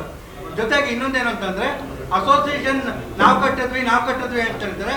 ನೋಡಿ, ಅಧ್ಯಕ್ಷರಾಗಿರೋರು ಆ ಟೈಮ್ನಲ್ಲಿ ಶ್ರೀನಿವಾಸ ರೆಡ್ಡಿ ಅವರು, ನಾನು ಉಪಾಧ್ಯಕ್ಷನಾಗಿದ್ದೆ. ನಮಗೆ PWD ಡಿಪಾರ್ಟ್ಮೆಂಟ್ನವರು ಕಟ್ಟಬಿಟ್ಟಿಲ್ಲ. ಅದೆಲ್ಲ ಆಗೋದೇ ಇಲ್ಲ, ಕಟ್ಟಬಾರ್ದು, ಅದು ಬಿಲ್ಡಿಂಗ್ ಎಲಿಜಿಬಲ್ ಇದೆಯೋ ಇಲ್ವೋ ನೋಡಬೇಕು ಅಂತ ಹೇಳಿದಾಗ ನಾನು ಶ್ರೀನಿವಾಸ ರೆಡ್ಡಿ ಅವರು ಶಿವಾನಂದ ಸರ್ಕಲ್ ಇಂಜಿನಿಯರಿಂಗ್ ಆಫೀಸ್ಗೆ ಹೋಗಿ ಅಲ್ಲಿ soil test, building test, floor test, ಈ ಥರ ನಾನಾ ರೀತಿ ಟೆಸ್ಟ್ಗಳೆಲ್ಲ ಪಾಸ್ ಮಾಡಿಸ್ಕೊಡ್ಬೇಕು. ಅಲ್ಲಿ ನಾವು ಕಟ್ಟಕ್ಕೆ ಶುರು ಮಾಡಿದ್ದು ಅದರಲ್ಲಿ ಅವ್ರದ್ದು ಎಫರ್ಟ್ಸ್ ಅಂತ ಏನು ಇಲ್ಲೇ ಇಲ್ಲ. ಝೀರೋ. ಏನು ಕೆಲಸ ಮಾಡಿದ್ದಾರೆ ಅದನ್ನು ಶ್ಲಾಘಿಸ್ತೀವಿ. ಆದರೆ ನಮಗೆ ಬೇಕಾಗಿರೋದು ಹೊಸ ಅಭಿವೃದ್ಧಿ, ಹೊಸ ತಂಡ, ಮತ್ತೆ ಹೊಸ ನಾಯಕತ್ವ, ಮತ್ತೆ ಇಲ್ಲಿ ಎಲ್ರಿಗೂ ಅವಕಾಶ ಕೊಡಬೇಕು ಅಂತ. ನಾವು ಯಾರನ್ನೂ ಇಲ್ಲಿ ಹೀಯಾಳ್ಸೋದಕ್ಕೆ ಬಂದಿಲ್ಲ. ಅವ್ರು ಮಾಡಿರೋ ಕೆಲಸನ ಶ್ಲಾಘಿಸೋಣ. ಅವರು ಕೂಡ ನಮ್ಮ ಸ್ನೇಹಿತರೆ, ನಾವು ಅವ್ರನ್ನೂ ಕೂಡ ಗೌರವಿಸೋಣ. ಯಾರನ್ನೂ ಇಲ್ಲಿ ಹೀಯಾಳ್ತಿಲ್ಲ. ಆದರೆ ನಮಗೆ ಬೇಕಾಗಿರೋದು ಇಲ್ಲಿ ನ್ಯಾಯಾಲಯದಲ್ಲಿ ಎಲ್ಲರೂ ಒಮ್ಮತವಾಗಿ ಮತ್ತೆ ಎಲ್ರಿಗೂ ಅವಕಾಶ ಕೊಡಬೇಕು. ಬೆಳೆದಿರೋ ಮರ ಇನ್ನು ಒಬ್ಬ ನಾಯಕ ಆದವನು ಒಬ್ಬನ್ನೇ ಬಿಂಬಿಸ್ಕೊಳ್ಳೋದಲ್ಲ, ಸಾಮೂಹಿಕ ನಾಯಕತ್ವದಲ್ಲಿ ಮುಂದುವರಿಸ್ಕೊಂಡು ಎಲ್ಲರನ್ನು ಮುಂದುವರಿಸಿದಾಗ ಮಾತ್ರ ಅದು ನಾಯಕತ್ವದಕ್ಕೆ ಅದು ನಾಯಕ ಅನ್ಸ್ಕೊಂತಾರೆ. ನಮ್ಮ ಧೋರಣೆ ಅಂತ ಅಂದ್ರೆ ಯಾವುದೇ ವಕೀಲರು ಅವ್ರ ಜೊತೆ ಮುಂದುವರಿಯೋದಿಲ್ಲ. ಅದಕ್ಕೋಸ್ಕರ ಸಾಮೂಹಿಕವಾಗಿ ಮುಂದುವರಿಯಲು ಈ ಬದಲಾವಣೆ ಅಷ್ಟೇ. ಅವ್ರನ್ನ ಕೆಳಗಿಳಿಸಿರೋದಕ್ಕಾಗಲಿ ಇನ್ನೊಂದಕ್ಕೆ ಅವ್ರನ್ನ ಯಾರು ನಾವು ಹೀಯಾಳಿಸ್ತಿಲ್ಲ. ಅವ್ರಿಗೂ ಕೂಡ ಗೌರವ ಕೊಟ್ಟಿದ್ದೀವಿ, ಅವ್ರು ಮಾಡಿರೋ ಕೆಲಸನೂ ಕೊಟ್ಟಿದ್ದೀವಿ. ಅವ್ರದ್ದು ಕೂಡ ಕಾರ್ಯ ಇದೆ. ಏನು ಎರಡು ಬೇರೆ ಬೇರೆ ಸಂಘಗಳಾದಾಗ ಅವರು ಕೂಡ ಸಹಕರಿಸಿದ್ದಾರೆ ಒಟ್ಟುಗೂಡಿಸಲಿ. ನಾವು ಯಾರು ಹೀಯಾಳಿಸ್ತಿಲ್ಲ. ಆದರೆ ಬದಲಾವಣೆ ಬೇಕು, ಸಾಮೂಹಿಕ ನಾಯಕತ್ವ ಬೇಕು. ಅದಕ್ಕೆ ಈ ಬದಲಾವಣೆ ಕೂಡ ನಮ್ಮ ಚುನಾವಣೆಯಲ್ಲಿ ಸ್ಪರ್ಧೆ ಮಾಡ್ತಾ ಇದ್ದಾರೆ. ಯಾರನ್ನೂ ಕೂಡ ಇಂಥ ಏನೋ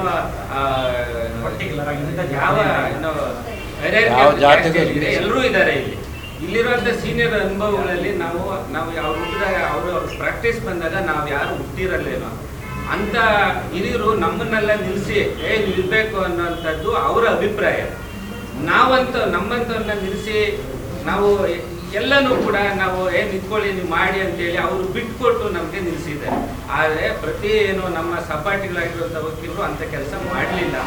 ನಮ್ಮ ಬದಲಾವಣೆ ಏನಂತಂದ್ರೆ ಇಲ್ಲಿ ಒಂದು ಹೊಸ ಗ್ರಂಥಾಲಯನ ಮಾಡಬೇಕು, ಅದು ನಮ್ಮ ಬದಲಾವಣೆ. ಇಲ್ಲಿ ಟೈಪಿಂಗ್ ಕೋಲ್ ಇಲ್ಲ. ಇಷ್ಟು ಜನ 690 ಜನ ಇರುವಂತ ಅಡ್ವೊಕೇಟ್ಗೆ ಬಹಳ ಮುಖ್ಯವಾಗಿ ಬೇಕಾಗಿರುವಂಥದ್ದು ಟೈಪಿಂಗ್. ಒಂದು ಟೈಪಿಂಗ್ ಕೋಲ್ ಒಬ್ರೆ ಯಾರೋ ನಾಮಧೇಯಕವಾಗಿ ಇದ್ದಾರೆ, ಆದ್ರೆ ಒಬ್ಬ ಟೈಪಿಂಗ್ ಕೋಲ್ ಇಲ್ಲ. ಅದು ನಮ್ಮ ಬದಲಾವಣೆ. ಟೈಪಿಂಗ್ ಕೋಲ್ ಮಾಡೋಂಥದ್ದು ನಮ್ಮ ಬದಲಾವಣೆ. ಬಹಳ ಮುಖ್ಯವಾಗಿ ನೋಟ್ರಿ ಅವರಿಲ್ಲ. ನೋಟ್ರಿ ಅವರು ಬೀದಿನಾಗಿದ್ದಾರೆ, ಅವರಿಗೆ ಸುಸಜ್ಜಿತವಾಗಿ ಮಾಡ್ಕೊಡುವಂಥದ್ದು ನಮ್ಮ ಬದಲಾವಣೆ. ಆಮೇಲೆ ನಾವು ಬಹಳ ಮುಖ್ಯವಾಗಿ ಅಸೋಸಿಯೇಷನ್ ನಲ್ಲಿ ಯುವಕರು ಏನಿದ್ದಾರೆ, ಯುವಕರಿಗೆ MRV ಸರ್ ಮತ್ತೆ AMS ಸರ್ ಬಹಳ ಸ್ಪಷ್ಟವಾಗಿ ಹೇಳಿದ್ದಾರೆ, ಬಹಳ ಕಷ್ಟದಿಂದ ಬರುವಂತವರಿಗೆ ನಾವು ಆರ್ಥಿಕವಾಗಿ ಸಹಾಯ ಮಾಡಬೇಕು ಅಂತಿದ್ದೀವಿ. ಅದು ನಮ್ಮ ಬದಲಾವಣೆ. ಇದು ನಮ್ಮ ಬದಲಾವಣೆ. ಬಹಳ ಮುಖ್ಯವಾಗಿ ಈಗ ನಾಗರಾಜ್ ಸರ್ ಮತ್ತೆ ಹಳೆ OM sir, JN sir, Vishwanath sir, ಇವರೆಲ್ಲರೂ ಕೂಡ ಶ್ರಮ. ಇಲ್ಲಿ ಯಾರು ಕೂಡ ನಾನು ಅನ್ನುವಂಥದ್ದು ಇಲ್ಲ, ನಾವು ಅನ್ನೋದು ಇದೆ. ಹಂಗಾಗಿ ನಾವೆಲ್ಲ ಒಟ್ಟಿಗೆ ಇದ್ದೀವಿ. ಇದು ನಮ್ಮ ಗಂಟಾಗೋಸ್ಕರ. ನಾವು ಇಷ್ಟೊತ್ತು ತಮ್ಮ ಪ್ರಶ್ನೆ ಕೇಳಿ ಸಂಘದ ಅಭಿವೃದ್ಧಿಗೆ ಮತ್ತು ಇದನ್ನ ನಾವು ಯಾವುದೇ ಯಾರೋ ಅಂಬೇಡ್ಕರ್ ಅವರ ಅಥವಾ ಕೆಂಪೇಗೌಡರ ಮಾತ್ರ ನಾವು ಜಯಂತಿ ಮಾಡಲ್ಲ. ಮುಂದೆ ನಾವು ಯಾವುದೇ ನಮ್ಮ ಜನರ ಪರವಾಗಿರುವಂತ ವೇಮನ ಆಗ್ಬೋದು ಅಥವಾ ಪ್ರಪಂಚದ ಯಾವುದೇ ಮೂಲೆಯಲ್ಲಿರುವಂತ ಅನ್ಯಾಯನ ನಾವೆಲ್ಲರೂ ಕೂಡ ಖಂಡಿಸ್ತೀವಿ ಅಂತೇಳಿ ನಿಮ್ಗೆ ಭರವಸೆಯನ್ನೇ ಕೊಡ್ತೇವೆ. ತಾವು ಇಷ್ಟೊತ್ತು ಸಹಕಾರ ಮಾಡೋದಕ್ಕೆ ಧನ್ಯವಾದಗಳನ್ನ ತಿಳಿಸ್ತೇವೆ. ಗೌರವಾನ್ವಿತ ಸದಸ್ಯರೇ, ಹಿರಿಯ ಮತ್ತು ಕಿರಿಯ ಮತ್ತು ಮಹಿಳಾ ಸದಸ್ಯರಲ್ಲಿ ನನ್ನ ಮನವಿ, ದಯವಿಟ್ಟು ಈ ಸಲ ಬದಲಾವಣೆ ಅನ್ನೋದು ಪರ್ವ ಎದ್ದಿದೆ. ಅದರಿಂದ ತಾವೆಲ್ಲರೂ ನಮ್ಮ ನನ್ನ ಟೀಮಿಗೆ ಅಂದರೆ MRV ಸಿಂಡಿಕೇಟ್ಗೆ ತಾವು ಎಲ್ಲರೂ ಮತ ಚಲಾಯಿಸಿ ನಮ್ಮ ಜಯಶೀಲರಾಗಿ ಮಾಡಬೇಕು ಅಂತೇಳಿ ನಾನು ನನ್ನ ಆತ್ಮೀಯವಾಗಿ, ನನ್ನ ವೈಯಕ್ತಿಕವಾಗಿ ಮತ್ತು ತಂಡದ ಪರವಾಗಿ ನಮ್ಮ ಪತ್ರಿಕಾ ಮಾಧ್ಯಮ ಮುಖಾಂತರದಲ್ಲಿ ನಾನು ಬೇಡ್ಕೊಳ್ತಾ ಇದ್ದೇನೆ. MR ವೇಣುಗೋಪಾಲ್ ಅಂತ ನಾನು ಅಧ್ಯಕ್ಷ ಸ್ಥಾನದ ಅಭ್ಯರ್ಥಿ. ಅದೇ ಥರ ಶ್ರೀ ಶಿವರಾಜು ಉಪಾಧ್ಯಕ್ಷ ಸ್ಥಾನದ ಅಭ್ಯರ್ಥಿ, ಬಾಲರೆಡ್ಡಿ ಆರ್ ಪ್ರಧಾನ ಕಾರ್ಯದರ್ಶಿಯ ಅಭ್ಯರ್ಥಿ, ಶ್ರೀಮತಿ ಶಾರದಾ MR ಖಜಾಂಚಿ ಸ್ಥಾನದ ಅಭ್ಯರ್ಥಿ, ಕಾರ್ಯಕಾರಿ ಸದಸ್ಯರ ಮಹಿಳಾ ಮೀಸಲಾ ಕ್ಷೇತ್ರದಲ್ಲಿ ಶ್ರೀಮತಿ ಕುಮಾರಿ ಆಶಾ N ಮತ್ತು ಶ್ರೀಮತಿ ನೀಲಮ್ಮ S ಮತ್ತು ನಿರ್ಮಲಾ R, ಇವರು 3 ಜನ ಇದ್ದಾರೆ.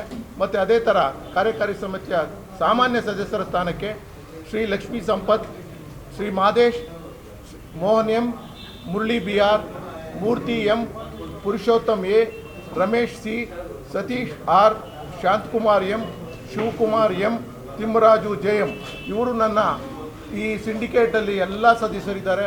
ಇವರೆಲ್ಲರಿಗೂ ಸಹ ತಾವು ಮತ ಚಲಾಯಿಸಿ ಅವ್ರನ್ನೆಲ್ಲರೂ ಜಯಶೀಲರಾಗಿ ಮಾಡಬೇಕು ಅಂತೇಳಿ ನನ್ನ ಗೌರವಾನ್ವಿತ ಸದಸ್ಯರಲ್ಲಿ ನನ್ನ ಮನವಿ ತಮ್ಮ ಮುಖೇನ ನಾನು ಅವರಲ್ಲಿ ಕೇಳ್ಕೊಳ್ತಾ ಇದ್ದೆ. ಒಂದೊಂದು ಮತ ಆಗಬೇಕು. ಕಾರ್ಯಕಾರಿ ಸದಸ್ಯ ಸ್ಥಾನದ ಮಹಿಳಾ ಮೀಸಲಾತಿಗೆ 6 ಜನ ಅಭ್ಯರ್ಥಿಗಳಿದ್ದಾರೆ. ಅದರಲ್ಲಿ 3 ಜನಕ್ಕೆ ಮತ ಕಂಪಲ್ಸರಿ ಚಲಾಯಿಸಲೇಬೇಕು. ಇಲ್ಲಾಂದರೆ ಅದು ಇನ್ವ್ಯಾಲಿಡ್ ಆಗುತ್ತೆ. 2 ಹಾಕಿದ್ರು ಇನ್ವ್ಯಾಲಿಡ್ ಆಗುತ್ತೆ, 4 ಹಾಕಿದ್ರು ಇನ್ವ್ಯಾಲಿಡ್ ಆಗುತ್ತೆ. ಅದೇ ಥರ ನಮ್ಮ ಕಾರ್ಯಕಾರಿ ಸಮಿತಿಯ ಸಾಮಾನ್ಯ ಸ್ಥಾನಕ್ಕೆ 22 ಜನ ಸದಸ್ಯರಿದ್ದಾರೆ. ಅವರಲ್ಲಿ 11 ಮತಗಳು ಚಲಾವಣೆ ಮಾಡಲೇಬೇಕು, ಕಂಪಲ್ಸರಿ. 11 ಮಾಡಿದ್ರೆ 10 ಹಾಕಿದ್ರು ಸಹ ಇನ್ವ್ಯಾಲಿಡ್ ಆಗುತ್ತೆ, 13 ಹಾಕಿದ್ರು ಸಹ ಇನ್ವ್ಯಾಲಿಡ್ ಅಂತ. ದಯವಿಟ್ಟು ಎಲ್ಲ ನನ್ನ ಗೌರವಾನ್ವಿತ ಸದಸ್ಯರುಗಳು ಇದನ್ನು ತಿಳಿದು ತಾವು ಮತ ಚಲಾಯಿಸಬೇಕು ಅಂತೇಳಿ ನಾನು ನನ್ನ MRV ಸಿಂಡಿಕೇಟ್ ಪರ ನಾನು ತಮ್ಮಲ್ಲಿ ಮನವಿ ಕಳಕಳಿದೆ.